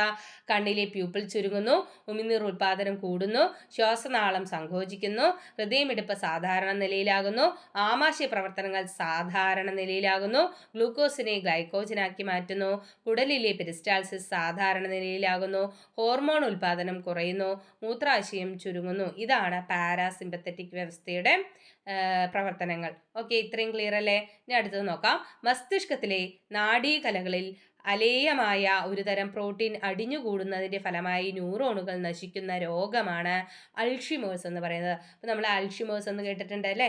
എന്താണ് ഈ അൾഷിമേഴ്സ്? മസ്തിഷ്കത്തിലെ നാഡീകലകളിൽ അലേയമായ ഒരുതരം പ്രോട്ടീൻ അടിഞ്ഞുകൂടുന്നതിൻ്റെ ഫലമായി ന്യൂറോണുകൾ നശിക്കുന്ന രോഗമാണ് അൾഷിമേഴ്സ്. ഓക്കെ, ക്ലിയർ ആണോ? തലച്ചോറിൽ ഡോപാമിൻ എന്ന നാഡീയ പ്രേക്ഷകത്തിൻ്റെ ഉൽപാദനം കുറയുകയും മസ്തിഷ്കത്തിലെ പ്രത്യേക ഗാംഗ്ലിയോണുകളുടെ നാശത്തിന് കാരണമാവുകയും ചെയ്യുന്ന രോഗമാണ് പാർക്കിൻസൺസ് രോഗം. അപ്പോൾ പാർക്കിൻസൺസ് രോഗം എന്താണ്? തലച്ചോറിൽ ഡോപാമിൻ എന്ന നാഡീയ പ്രേക്ഷകത്തിൻ്റെ ഉൽപാദനം കുറയുകയും മസ്തിഷ്കത്തിലെ പ്രത്യേക ഗാംഗ്ലിയോണുകളുടെ നാശത്തിനും കാരണമാവുകയും ചെയ്യുന്ന രോഗമാണ് പാർക്കിൻസൺസ് രോഗം. അപ്പോൾ എന്താണ്? അലേയമായ ഒരു പ്രോട്ടീൻ അടിഞ്ഞുകൂടുന്ന അൾഷിമേഴ്സ് ആണ്. പിന്നെ ഡോപാമിൻ്റെ ഉൽപാദനം കുറയുന്നത് മൂലം മസ്തിഷ്കത്തിലെ ഗാംഗ്ലിയോണുകൾ നശിക്കുന്നത് മൂലമുണ്ടാകുന്ന രോഗമാണ് പാർക്കിൻസൺസ്. അപ്പോൾ ഇത് രണ്ടും ഓർത്ത് വയ്ക്കുക. അടുത്തത്, തലച്ചോറിൽ തുടർച്ചയായി ക്രമരഹിതമായ വൈദ്യുത പ്രവാഹം ഉണ്ടാകുന്നതിന് കാരണമായ രോഗമാണ് അപസ്മാരം എന്നറിയപ്പെടുന്നത്. അപ്പോൾ അപസ്മാരം എന്താണ്? തലച്ചോറിൽ തുടർച്ചയായി ക്രമരഹിതമായ വൈദ്യുത പ്രവാഹം ഉണ്ടാകുന്നു. ഇത് ആണ് എന്തെന്നറിയപ്പെടുന്നത്? അപസ്മാരം എന്നറിയപ്പെടുന്നത്. തുടരെയുള്ള പേശി സങ്കോചം മൂലം ഉള്ള സന്നി ഏത് രോഗത്തിൻ്റെ ലക്ഷണമാണ്? അപസ്മാരം. അപ്പോൾ അപസ്മാരത്തിൻ്റെ ലക്ഷണമാണ് സന്നി. തുടരെയുള്ള പേശി സങ്കോചം മൂലമുള്ള സന്നി ഏത് രോഗത്തിൻ്റെ ലക്ഷണമാണ് എന്ന് ചോദിച്ചാൽ അപസ്മാരത്തിൻ്റെ ലക്ഷണമാണ്. ഓക്കെ, അപ്പോൾ ഇത്രയും ഭാഗങ്ങൾ ക്ലിയർ ആയി എന്ന് വിചാരിക്കുന്നു. ഒന്നുകൂടെ റിവൈസ് ചെയ്യണോ? നോക്കാം. സെറിബ്രൽ റിഫ്ലെക്സ് പ്രവർത്തനത്തിന് ഉദാഹരണമുണ്ട്. എന്താണ് സെറിബ്രൽ റിഫ്ലെക്സ് പ്രവർത്തനത്തിന് ഉദാഹരണമാണ് കണ്ണിന് നേരെ പ്രകാശം പതിക്കുമ്പോൾ ഏതെങ്കിലും വസ്തുക്കൾ കണ്ണിന് നേരെ വരുമ്പോഴോ കണ്ണു ചിമ്മുന്നത്. മധ്യ മസ്തിഷ്കത്തിലെ ഏത് നാഡീയ പ്രേക്ഷകത്തിന്റെ പ്രവർത്തനത്തെയാണ് ത്വരിതപ്പെടുത്തുന്നത്? ഗാമാമിനോബ്യൂട്ടറിക് ആസിഡ്. ബോധതലത്തിൽ വെളിയിൽ നടക്കുന്ന പ്രവർത്തനങ്ങളെ നിയന്ത്രിക്കുന്ന പെരിഫറൽ നാഡീവ്യവസ്ഥയുടെ ഭാഗമാണ് സ്വതന്ത്ര നാഡീവ്യവസ്ഥ. സിമ്പത്തറ്റിക് നാഡീവ്യവസ്ഥയും പാരാസിമ്പത്തറ്റിക് വ്യവസ്ഥയും ചേർന്നതാണ് സ്വതന്ത്ര നാഡീവ്യവസ്ഥ. അപ്പോൾ സിമ്പത്തറ്റിക് നാഡീവ്യവസ്ഥയുടെയും പാരാസിമ്പത്തറ്റിക് വ്യവസ്ഥയുടെയും പ്രവർത്തനങ്ങളാണ് താഴെ തന്നിരിക്കുന്നത്. അപ്പോൾ സിമ്പത്തറ്റിക് വ്യവസ്ഥയിലാണെങ്കിൽ എന്തെല്ലാം പ്രവർത്തനങ്ങളാണ് നടക്കുന്നത്? കണ്ണിലെ പ്യൂപ്പിൾ വികസിക്കുന്നു, ഉമിനീർ ഉൽപാദനം കുറയുന്നു, ശ്വാസനാളം വികസിക്കുന്നു, ഹൃദയമിടിപ്പ് കൂടുന്നു, ആമാശയ പ്രവർത്തനങ്ങൾ മന്ദീഭവിക്കുന്നു, ഗ്ലൈക്കോജനെ ഗ്ലൂക്കോസ് ആക്കി മാറ്റുന്നു, കുടലിലെ പെരിസ്റ്റാൾസിസ് മന്ദീഭവിക്കുന്നു, ഹോർമോൺ ഉൽപാദനം കൂടുന്നു, മൂത്രാശയം പൂർവ്വസ്ഥിതി പ്രാപിക്കുന്നു. ഓക്കെ, പാരാസിമ്പത്തറ്റിക് ആണെങ്കിൽ അതിൻ്റെ നേരെ ഓപ്പോസിറ്റ് ആണ്. കണ്ണിലെ പ്യൂപ്പിൾ ചുരുങ്ങുന്നു, ഉമിനീർ ഉൽപാദനം കുറയുന്നു, ശ്വാസനാളം സങ്കോചിക്കുന്നു, ഹൃദയമിടിപ്പ് സാധാരണ നിലയിലാകുന്നു, ആമാശയ പ്രവർത്തനങ്ങൾ സാധാരണ നിലയിലാകുന്നു, ഗ്ലൂക്കോസിനെ ഗ്ലൈക്കോജനാക്കി മാറ്റുന്നു, കുടലിലെ പെരിസ്റ്റാൾസിസ് സാധാരണ നിലയിലാകുന്നു, ഹോർമോൺ ഉൽപാദനം കുറയുന്നു, മൂത്രാശയം ചുരുങ്ങുന്നു. ഓക്കെ, അപ്പോൾ ഇത്രയും ക്ലിയർ ആയില്ലേ? അടുത്തത് മസ്തിഷ്കത്തിലെ നാഡീകലകളിൽ അലേയമായ ഒരുതരം പ്രോട്ടീൻ അടിഞ്ഞുകൂടുന്നതിൻ്റെ ഫലമായി ന്യൂറോണുകൾ നശിക്കുന്ന രോഗമാണ് അൾഷിമേഴ്സ്. തലച്ചോറിൽ ഡോപ്പാമിൻ എന്ന നാഡീയ പ്രേഷണത്തിൻ്റെ ഉൽപാദനം കുറയുകയും മസ്തിഷ്കത്തിലെ പ്രത്യേക ഗാംഗ്ലിയോണുകളുടെ നാശത്തിന് കാരണമാവുകയും ചെയ്യുന്ന രോഗമാണ് പാർക്കിൻസൺസ്. തലച്ചോറിൽ തുടർച്ചയായി ക്രമരഹിതമായ വൈദ്യുത പ്രവാഹം ഉണ്ടാകുന്നതാണ് അപസ്മാരം. തുടരെയുള്ള പേശി സങ്കോചം മൂലം ഉള്ള സന്നി ഏത് രോഗത്തിൻ്റെ ലക്ഷണമാണ്? അപസ്മാരത്തിൻ്റെ ലക്ഷണമാണ് തുടർച്ചയായി ഉണ്ടാകുന്ന സന്നി. ഓക്കെ, അപ്പോൾ ഇതോടുകൂടി നമ്മുടെ ഈ ഒരു ചാപ്റ്റർ കംപ്ലീറ്റ് ആവുകയാണ്. വളരെ ഇമ്പോർട്ടൻ്റ് ആണ് ഈ ചാപ്റ്റർ. ഓക്കെ, നമ്മൾ അടുത്തൊരു ചാപ്റ്ററിലോട്ട് കിടക്കാം. 10ാം ക്ലാസ്സിലെ 2ാമത്തെ പാഠം അറിവിൻ്റെ വാതായനങ്ങൾ നോക്കാം. തലയോട്ടിൽ കണ്ണ് സ്ഥിതി ചെയ്യുന്ന കുഴികൾ അറിയപ്പെടുന്നത് നേത്രകോടരം എന്നാണ്. തലയോട്ടിയിൽ കണ്ണ് സ്ഥിതി ചെയ്യുന്ന കുഴികൾ അറിയപ്പെടുന്നത് നേത്രകോടരം. കണ്ണുകളെ നേത്രകോടരത്തിൽ ഉറപ്പിച്ചു നിർത്തുന്നത് ബാഹ്യ കൺപേശികളാണ് കണ്ണുകളെ നേത്രകോടരത്തിൽ ഉറപ്പിച്ചു നിർത്തുന്നത്. നേത്രഗോളത്തിന്റെ മുൻഭാഗം വരണ്ടു പോകാതെ സംരക്ഷിക്കുന്ന ശ്ലേഷ്മം ഉൽപ്പാദിപ്പിക്കുന്നത് കൺജങ്ക്റ്റൈവയാണ്. നേത്രഗോളത്തിന്റെ മുൻഭാഗം വരണ്ടു പോകാതെ സംരക്ഷിക്കുന്ന ശ്ലേഷ്മം ഉൽപ്പാദിപ്പിക്കുന്നത് കൺജങ്ക്റ്റൈവ. കണ്ണിന്റെ മുൻഭാഗത്തെ വൃത്തിയായും നനവുള്ളതായും നിർത്തുന്നത് ആരാണ്? കണ്ണുനീരാണ്. കണ്ണിന്റെ മുൻഭാഗത്തെ വൃത്തിയായും നനവുള്ളതായും നിലനിർത്തുന്നത് ആരാണ്? കണ്ണുനീരാണ്.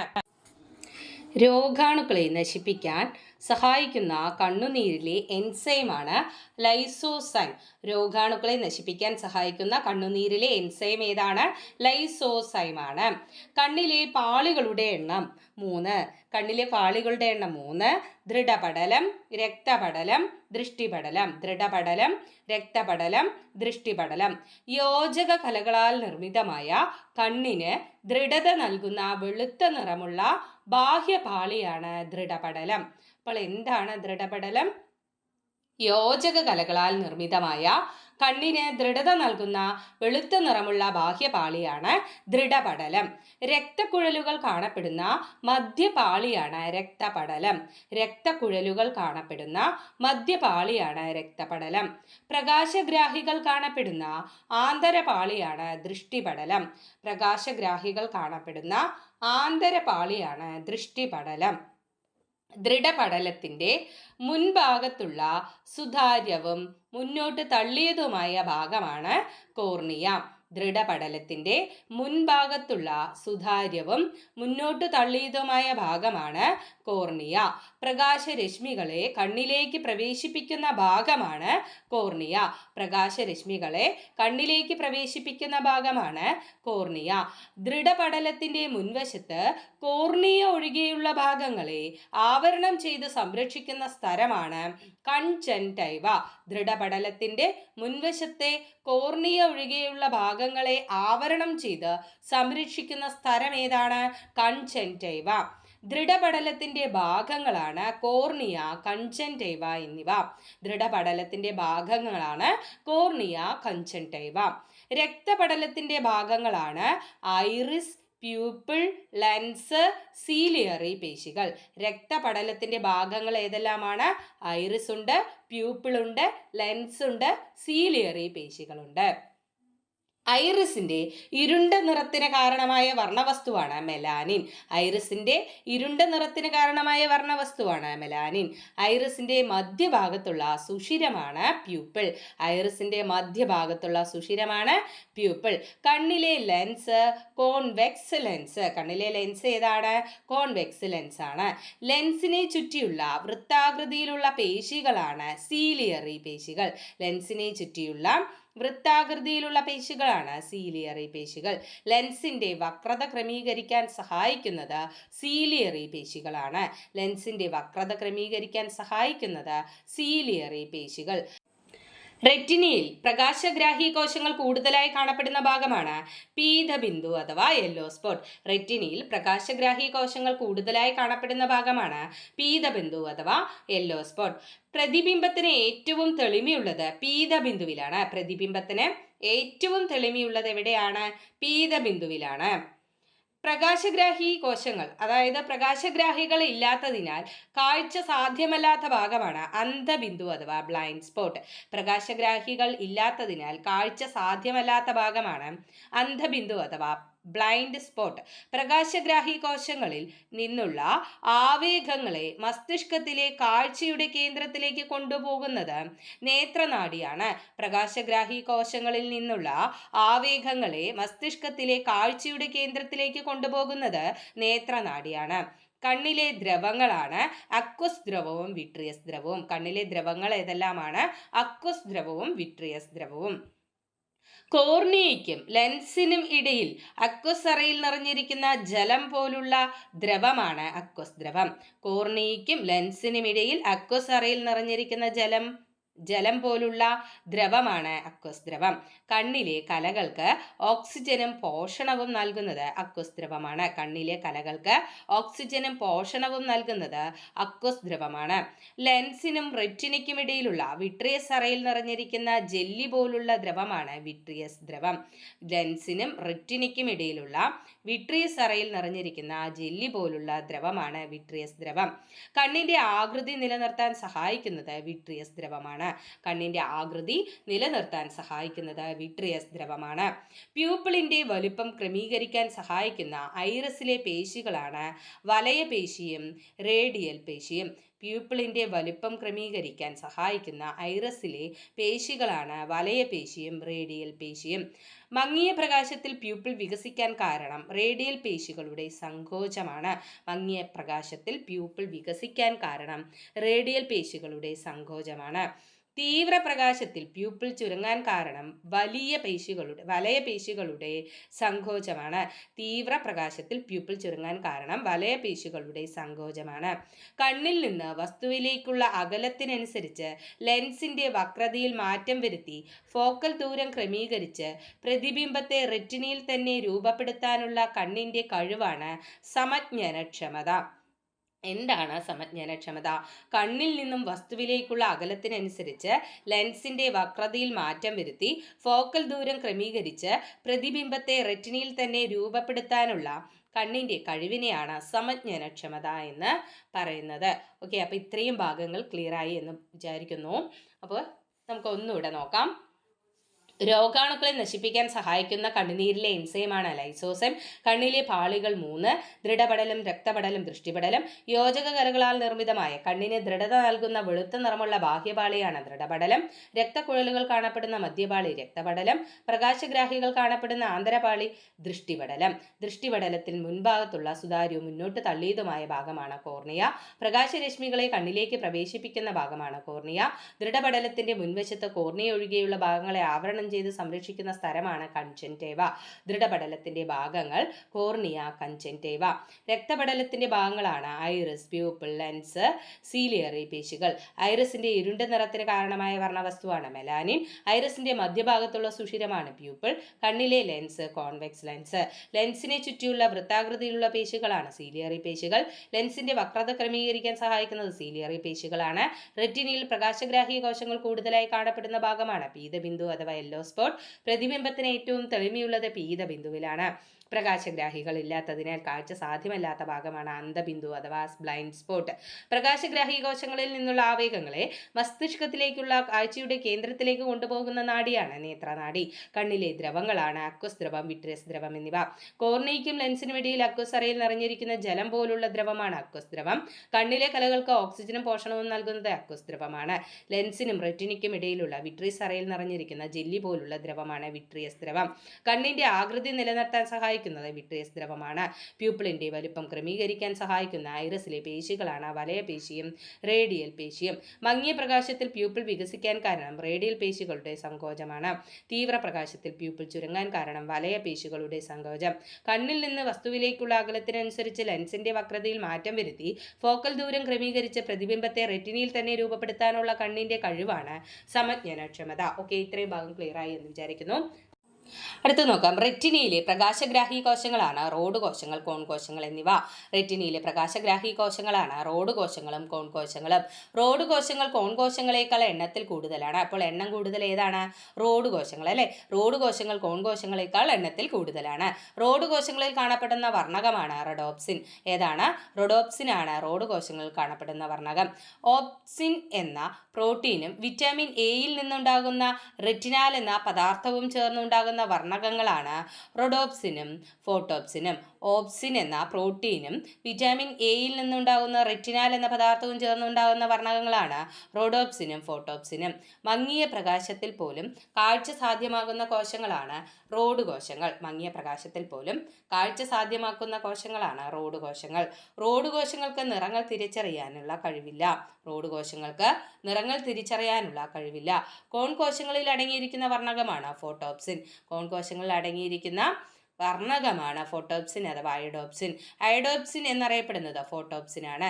നിറങ്ങൾ തിരിച്ചറിയാൻ സഹായിക്കുന്ന കോശങ്ങളാണ് കോൺ കോശങ്ങൾ. നിറങ്ങൾ തിരിച്ചറിയാൻ സഹായിക്കുന്ന കോശങ്ങൾ കോൺ കോശങ്ങൾ. ഒരേ വസ്തുവിൽ രണ്ട് ദിശയിൽ നിന്നുള്ള ദൃശ്യങ്ങൾ മസ്തിഷ്കത്തിന്റെ പ്രവർത്തന ഫലമായി സംയോജിക്കുമ്പോഴാണ് വസ്തുവിന്റെ ത്രിമാന രൂപം അനുഭവപ്പെടുന്നത്. ഈ പ്രതിഭാസം അറിയപ്പെടുന്നത് ദ്വിനേത്ര ദർശനം. ഒരേ വസ്തുവിന്റെ രണ്ട് ദിശയിൽ നിന്നുള്ള ദൃശ്യങ്ങൾ മസ്തിഷ്കത്തിന്റെ പ്രവർത്തന ഫലമായി സംയോജിക്കുമ്പോഴാണ് വസ്തുവിന്റെ ത്രിമാന രൂപം അനുഭവപ്പെടുന്നത്. ഈ പ്രതിഭാസം അറിയപ്പെടുന്നത് ദ്വിനേത്ര ദർശനം. മങ്ങിയ വെളിച്ചത്തിൽ വസ്തുക്കളെ വ്യക്തമായി കാണാൻ കഴിയാതെ വരുന്ന രോഗമാണ് നിശാന്തത. മങ്ങിയ വെളിച്ചത്തിൽ വസ്തുക്കളെ വ്യക്തമായി കാണാൻ കഴിയാതെ വരുന്ന രോഗം ഏതാണ്? നിശാന്തത. നിശാന്തതയ്ക്ക് കാരണം വിറ്റാമിൻ എയുടെ കുറവാണ്. നിശാന്തതയ്ക്ക് കാരണം ഏതാണ്?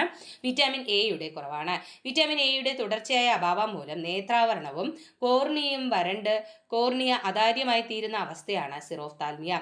വിറ്റാമിൻ എയുടെ തുടർച്ചയായ അഭാവം മൂലം നേത്രാവരണവും കോർണിയയും വരണ്ട് കോർണിയ അതാര്യമായി തീരുന്ന അവസ്ഥയാണ് സിറോഫ്താൽമിയ. കോൺ കോശങ്ങളുടെ തകരാറ് മൂലം ചുവപ്പും പച്ചയും നിറങ്ങൾ വേർതിരിച്ചറിയാൻ കഴിയാത്ത അവസ്ഥയാണ് വർണ്ണാന്ധത. എന്താണ് വർണ്ണാന്ധത? കോൺ കോശങ്ങളുടെ തകരാറ് മൂലം ചുവപ്പും പച്ചയും നിറങ്ങൾ വേർതിരിച്ചറിയാൻ കഴിയാത്ത അവസ്ഥയാണ് വർണ്ണാന്ധത. അക്വസ് ദ്രവത്തിന്റെ പുനരാകിരണം നടക്കാതെ വരുമ്പോൾ കണ്ണിനുള്ളിൽ മർദ്ദം കൂടുകയും റെറ്റിനയ്ക്കും പ്രകാശഗ്രാഹി കോശങ്ങൾക്കും നാശമുണ്ടാവുകയും ചെയ്യുന്ന രോഗമാണ് ഗ്ലൂക്കോമ. അപ്പോൾ എന്താണ് ഗ്ലൂക്കോമ? അക്വസ് ദ്രവത്തിന്റെ പുനരാകിരണം നടക്കാതെ വരുമ്പോൾ കണ്ണിനുള്ളിൽ മർദ്ദം കൂടുകയും റെറ്റിനയ്ക്കും പ്രകാശഗ്രാഹി കോശങ്ങൾക്കും നാശമുണ്ടാകുകയും ചെയ്യുന്ന രോഗമാണ് ഗ്ലോക്കോമ. ഗ്ലോക്കോമ പരിഹരിക്കാൻ ഉപയോഗിക്കുന്ന മാർഗമാണ് ലേസർ ശസ്ത്രക്രിയ. ഗ്ലോക്കോമ പരിഹരിക്കാൻ ഉപയോഗിക്കുന്ന മാർഗം ഏതാണ്? ലേസർ ശസ്ത്രക്രിയ. കണ്ണിലെ ലെൻസ് അധാര്യമാകുന്നത് മൂലം കാഴ്ച നഷ്ടപ്പെടുന്ന അവസ്ഥയാണ് തിമിരം. കണ്ണിലെ ലെൻസ് അധാര്യമാകുന്നത് മൂലം കാഴ്ച നഷ്ടപ്പെടുന്ന അവസ്ഥയാണ് തിമിരം. തിമിരം പരിഹരിക്കാൻ ഉപയോഗിക്കുന്ന മാർഗമാണ് ലെൻസ് മാറ്റിവെക്കൽ. തിമിരം പരിഹരിക്കാൻ ഉപയോഗിക്കുന്ന മാർഗം ഏതാണ്? ലെൻസ് മാറ്റിവെക്കൽ. കൺജങ്ക്റ്റിവയെ ബാധിക്കുന്ന അണുബാധയാണ് ചെങ്കണ്ണ്. കൺജങ്ക്റ്റിവയെ ബാധിക്കുന്ന അണുബാധയാണ് ചെങ്കണ്ണ്. സെൽഫോൺ, കമ്പ്യൂട്ടർ, ടാബ്ലറ്റ് തുടങ്ങിയ ഉപകരണങ്ങൾ തുടർച്ചയായി ഉപയോഗിക്കുന്നത് മൂലം കണ്ണിനുണ്ടാകുന്ന പ്രശ്നങ്ങൾ അറിയപ്പെടുന്നത് computer vision syndrome. Cellphone, computer, tablet തുടങ്ങിയ ഉപകരണങ്ങൾ തുടർച്ചയായി ഉപയോഗിക്കുന്നത് മൂലം കണ്ണിനുണ്ടാകുന്ന പ്രശ്നങ്ങൾ അറിയപ്പെടുന്നത് കമ്പ്യൂട്ടർ വിഷൻ സിൻഡ്രോം എന്നാണ്. അടുത്തത് ചെവിയുടെ ഭാഗങ്ങളാണ് നോക്കാനായിട്ട് പോകുന്നത്. ചെവിയുടെ മുഖ്യ ഭാഗങ്ങൾ ഏതെല്ലാമാണ്? ബാഹ്യകർണം, മധ്യകർണം, ആന്തരകർണം. ചെവിയുടെ മുഖ്യ ഭാഗങ്ങളാണ് ബാഹ്യകർണം, മധ്യകർണം, ആന്തരകർണം എന്നിവ. ബാഹ്യകർണത്തിന്റെ ഭാഗങ്ങളാണ് ചെവിക്കുട, കർണനാളം, കർണപടം. കർണത്തിന്റെ ഭാഗങ്ങൾ ഏതെല്ലാമാണ്? ചെവിക്കുട, കർണനാളം, കർണപടം. ശബ്ദതരംഗങ്ങളെ കർണനാളത്തിലേക്ക് നയിക്കുന്നത് ചെവിക്കുടയാണ്. ശബ്ദതരംഗങ്ങളെ കർണനാളത്തിലേക്ക് നയിക്കുന്നത് ചെവിക്കുടയാണ്. ശബ്ദതരംഗങ്ങളെ കർണപടത്തിലേക്ക് നയിക്കുന്നത് കർണനാളം. ശബ്ദതരംഗങ്ങളെ കർണപടത്തിലേക്ക് നയിക്കുന്നത് കർണനാളമാണ്.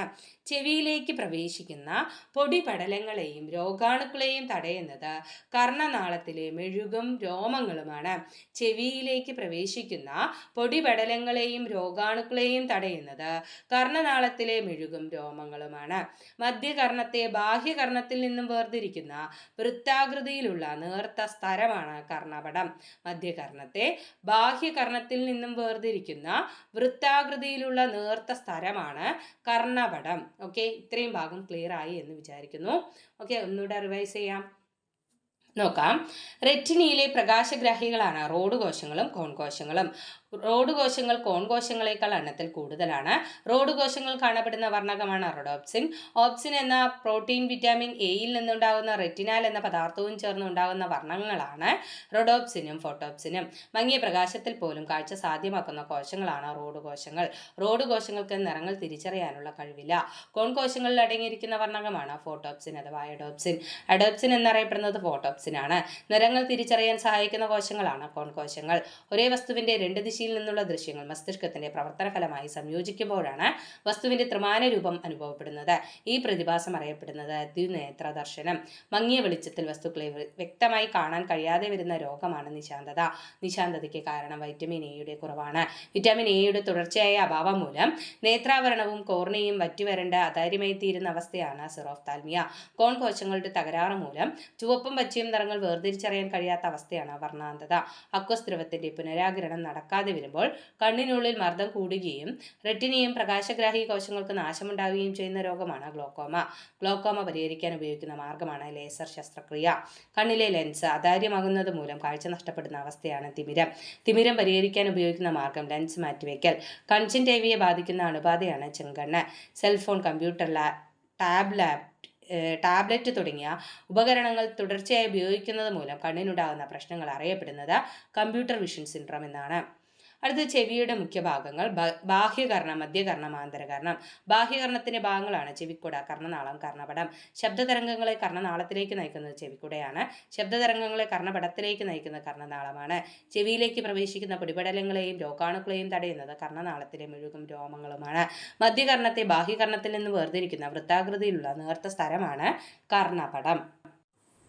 ഓക്കെ, ഇവിടെ ഒരു ചെവിയുടെ ചിത്രം തന്നിട്ടുണ്ട് അല്ലേ, ഒരു പിക്ചർ തന്നിട്ടുണ്ട്. അതിൽ ബാഹ്യകർണം, മധ്യകർണം, ആന്തരകർണം എന്നിവയിൽ ഉൾപ്പെടുന്ന ചെവിയുടെ ഭാഗങ്ങൾ ഏതെല്ലാമാണ് എന്ന് തന്നിട്ടുണ്ട്. അതൊന്ന് നോക്കുക. വീഡിയോ പോസ് ചെയ്തിട്ട് അതൊന്ന് ശ്രദ്ധിച്ച് നോക്കിയ ശേഷം നമുക്ക് കണ്ടിന്യൂസ് ആയിട്ട് ക്ലാസ്സിലോട്ട് കിടക്കാം. ശബ്ദ തരംഗങ്ങൾക്കനുസരിച്ച് കമ്പനം ചെയ്യുന്ന ചെവിയിലെ സ്ഥലമാണ് കർണപടം. ശബ്ദ തരംഗങ്ങൾക്കനുസരിച്ച് കമ്പനം ചെയ്യുന്ന ചെവിയിലെ സ്ഥലമാണ് കർണപടം. അസ്ഥി ശൃംഖലയും യൂസ്റ്റേഷ്യൻ നാളിയും കാണപ്പെടുന്നത് മധ്യകർണത്തിലാണ്.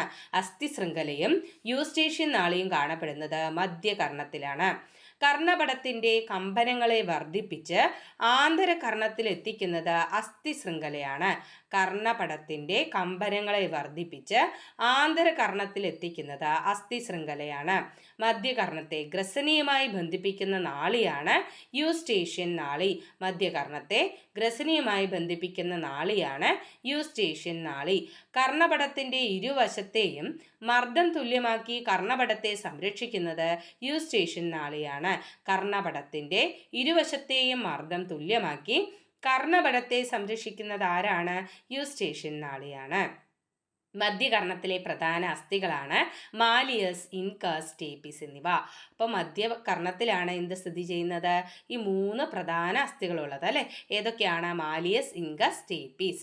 തലയോട്ടിയിലെ അസ്ഥി നിർമ്മിതമായ അറയ്ക്കുള്ളിൽ സ്ഥിതി ചെയ്യുന്ന ചെവിയുടെ ഭാഗമാണ് ആന്തരകർണം. അപ്പോൾ ആന്തരകർണം എവിടെയാണ് സ്ഥിതി ചെയ്യുന്നത്?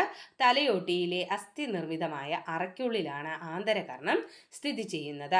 ആന്തരകർണത്തിലെ പ്രധാന ഭാഗങ്ങളാണ് വെസ്റ്റിബ്യൂൾ, വെസ്റ്റിബ്യൂലാർ നാഡി, ശ്രവണനാഡി, കോക്ലിയ, അർദ്ധവൃത്താകാര കുഴലുകൾ എന്നിവ ആന്തരകർണത്തിലെ പ്രധാന ഭാഗങ്ങളാണ്. ആന്തരകർണത്തിലെ പ്രധാന ഭാഗങ്ങളാണ് വെസ്റ്റിബ്യൂൾ, വെസ്റ്റിബ്യൂലാർ നാഡി, ശ്രവണനാഡി, കോക്ലിയ, അർദ്ധവൃത്താകാര കുഴലുകൾ. സ്തരനിർമ്മിതമായ അറകളിൽ നിറഞ്ഞിരിക്കുന്ന ദ്രവമാണ് എൻഡോലിംഫ്. സ്തരനിർമ്മിതമായ അറകളിൽ നിറഞ്ഞിരിക്കുന്ന ദ്രവമാണ് എൻഡോലിംഫ്. സ്തര അറയ്ക്കും അസ്ഥി അറയ്ക്കും ഇടയിൽ സ്ഥിതി ചെയ്യുന്ന ദ്രവമാണ് പെരിലിംഫ്. സ്തര അറയ്ക്കും അസ്ഥി അറയ്ക്കും ഇടയിൽ സ്ഥിതി ചെയ്യുന്ന ദ്രവമാണ് പെരിലിംഫ്. ശരീര തുലന നില പാലിക്കുന്നതിന് സഹായിക്കുന്ന ആന്തരകർണത്തിന്റെ മുഖ്യ ഭാഗങ്ങളാണ് അർദ്ധവൃത്താകാര കുഴലുകളും വെസ്റ്റിബ്യൂളും. ശരീര തുലന നില പാലിക്കുന്നതിന് സഹായിക്കുന്ന ആന്തരകർണത്തിന്റെ മുഖ്യ ഭാഗങ്ങളാണ് അർദ്ധവൃത്താകാര കുഴലുകളും വെസ്റ്റിബ്യൂളും. കേൾവിക്ക് സഹായിക്കുന്ന ഭാഗമാണ് കോക്ലിയ. കേൾവിക്ക് സഹായിക്കുന്ന ഭാഗമാണ് കോക്ലിയ. അസ്ഥി ശൃംഖലയിലെ കമ്പനം ആന്തരകർണത്തിലേക്ക് വ്യാപിപ്പിക്കുന്നത് ഓവൽ വിൻഡോ ആണ്. അസ്ഥി ശൃംഖലയിലെ കമ്പനം ആന്തരകർണത്തിലേക്ക് വ്യാപിപ്പിക്കുന്നത് ഓവൽ വിൻഡോ. കോക്ലിയക്കകത്തുള്ള ദ്രവത്തിന്റെ ചലനത്തെ സഹായിക്കുന്നത് റൗണ്ട് വിൻഡോ ആണ്. കോക്ലിയക്കകത്തുള്ള ദ്രവത്തിന്റെ ചലനത്തെ സഹായിക്കുന്നത് റൗണ്ട് വിൻഡോ ആണ്. കോക്ലിയയുടെ ആകൃതിയാണ് ഒച്ചിന്റെ ആകൃതി. കോക്ലിയയ്ക്ക് എന്ത് ആകൃതിയാണ്? ഒച്ചിന്റെ ആകൃതി. കോക്ലിയയിലെ മധ്യ അറയെയും താഴത്തെ അറയെയും തമ്മിൽ വേർതിരിക്കുന്ന സ്ഥലമാണ് ബേസിലാർ സ്തരം. കോക്ലിയയിലെ മധ്യ അറയെയും താഴത്തെ അറയെയും തമ്മിൽ വേർതിരിക്കുന്ന സ്ഥലം ബേസിലാർ സ്തരം. ബേസിലാർ സ്തരവും രോമകോശങ്ങളും ചേർന്നറിയപ്പെടുന്നത് ഓർഗൻ ഓഫ് കോർട്ടി എന്നാണ്. ബേസിലാർ സ്തരവും രോമകോശങ്ങളും ചേർന്നറിയപ്പെടുന്നത് ഓർഗൻ ഓഫ് കോർട്ടി. നിലവിൽ 2 ജ്ഞാനേന്ദ്രിയങ്ങളെക്കുറിച്ച് പഠിച്ചു കഴിഞ്ഞു അല്ലേ? കണ്ണ്, ചെവി എന്നിവയെക്കുറിച്ച് പഠിച്ചു കഴിഞ്ഞു. അടുത്തത് നാക്ക്. നോക്കാം. രുചി അറിയാൻ സഹായിക്കുന്നത് രാസഗ്രാഹികളാണ്. രുചി അറിയാൻ സഹായിക്കുന്നത് രാസഗ്രാഹികളാണ്. നാക്കിൻ്റെ ഉപരിതലത്തിൽ ഉയർന്നു നിൽക്കുന്ന ഭാഗങ്ങളാണ് പാപ്പിലകൾ. നാക്കിൻ്റെ ഉപരിതലത്തിൽ ഉയർന്നു നിൽക്കുന്ന ഭാഗങ്ങളാണ് പാപ്പിലകൾ. സ്വാദുമുകുളങ്ങൾ കാണപ്പെടുന്നത് പാപ്പിലകളിലാണ്. സ്വാദുമുകുളങ്ങൾ കാണപ്പെടുന്നത് പാപ്പിലകളിലാണ്. സ്വാദുമുകുളങ്ങൾ ഉദാഹരണമാണ് മധുരം, ഉപ്പ്, പുളി, കയ്പ്, ഉമാമി എന്നിവ. സ്വാദുമുകുളങ്ങൾക്ക് ഉദാഹരണമാണ് മധുരം, ഉപ്പ്, പുളി, കയ്പ്, ഉമാമി എന്നിവ. പാൽ, മാംസം, കടൽ വിഭവങ്ങൾ, കൂൺ എന്നീ ഭക്ഷണ പദാർത്ഥങ്ങളിൽ നിന്ന് ലഭിക്കുന്ന രുചിയാണ് ഉമാമി. അപ്പോൾ ഉമാമി എന്ന് പറയുന്ന രുചി എവിടെ നിന്നാണ് കിട്ടുക? പാല്, മാംസം, കടൽ വിഭവങ്ങൾ, കൂൺ എന്നീ ഭക്ഷണ പദാർത്ഥങ്ങളിൽ നിന്ന് ഉമാമി എന്ന് പറയുന്ന രുചി ലഭ്യമാകുന്നു. ജാപ്പനീസ് ഭാഷയിൽ ഉമാമി എന്ന വാക്കിനർത്ഥം സന്തോഷകരമായിട്ടുള്ളത് എന്നാണ്. ജാപ്പനീസ് ഭാഷയിൽ ഉമാമി എന്ന വാക്കിനർത്ഥം സന്തോഷകരമായിട്ടുള്ളത്. ഏറ്റവും പുതിയതായി കണ്ടെത്തിയിട്ടുള്ള 6ാമത്തെ രുചിയാണ് ഒലിയോഗസ്റ്റസ്. എന്താണ്? ഒലിയോഗസ്റ്റസ് ആണ് ഏറ്റവും പുതിയതായി കണ്ടെത്തിയിട്ടുള്ള 6ാമത്തെ രുചി. കൊഴുപ്പിൻ്റെ രുചി ഒലിയോഗസ്റ്റസ് ആണ്. കൊഴുപ്പിൻ്റെ രുചിയാണ് എന്ത്? ഈ ഒലിയോഗസ്റ്റസ്. പ്ലനേറിയയിൽ പ്രകാശം തിരിച്ചറിയാൻ സഹായിക്കുന്ന ഗ്രാഹിയാണ് ഐ സ്പോട്ട്. പ്ലനേറിയയിൽ പ്രകാശം തിരിച്ചറിയാൻ സഹായിക്കുന്ന ഗ്രാഹിയാണ് ഐ സ്പോട്ട്. ഈച്ചയുടെ കണ്ണുകളിൽ കാണപ്പെടുന്ന പ്രകാശഗ്രാഹികൾ അറിയപ്പെടുന്നത് ഒമാറ്റിഡിയ എന്നാണ്. ഒമാറ്റിഡിയ. ഈച്ചയുടെ കണ്ണുകളിൽ കാണപ്പെടുന്ന പ്രകാശഗ്രാഹികൾ അറിയപ്പെടുന്നത് ഒമാറ്റിഡിയ എന്നാണ്. പാമ്പുകൾക്ക് ഗന്ധമറിയാൻ സഹായിക്കുന്ന ഗ്രാഹികളാണ് ജേക്കബ്സൺസ് ഓർഗൻസ്. എന്താണ്? പാമ്പുകൾക്ക് ഗന്ധമറിയാൻ സഹായിക്കുന്ന ഗ്രാഹികളാണ് ജേക്കബ്സൺസ് ഓർഗൻസ്. സ്രാവുകളിൽ തുലന നിലയിലുള്ള മാറ്റം തിരിച്ചറിയാൻ സഹായിക്കുന്ന ഗ്രാഹികളാണ് പാർശ്വവര. സ്രാവുകളിൽ തുലന നിലയിലുള്ള മാറ്റം തിരിച്ചറിയാൻ സഹായിക്കുന്ന ഗ്രാഹികളാണ് പാർശ്വവര. ഓക്കെ, അങ്ങനെ നമ്മുടെ ഈ ഒരു ചാപ്റ്റർ കംപ്ലീറ്റ് ആയിരിക്കുകയാണ്. അപ്പം എല്ലാവരും നന്നായിട്ട് പഠിക്കുക. നമുക്ക് അടുത്ത ക്ലാസ്സിൽ കാണാം. Thank you.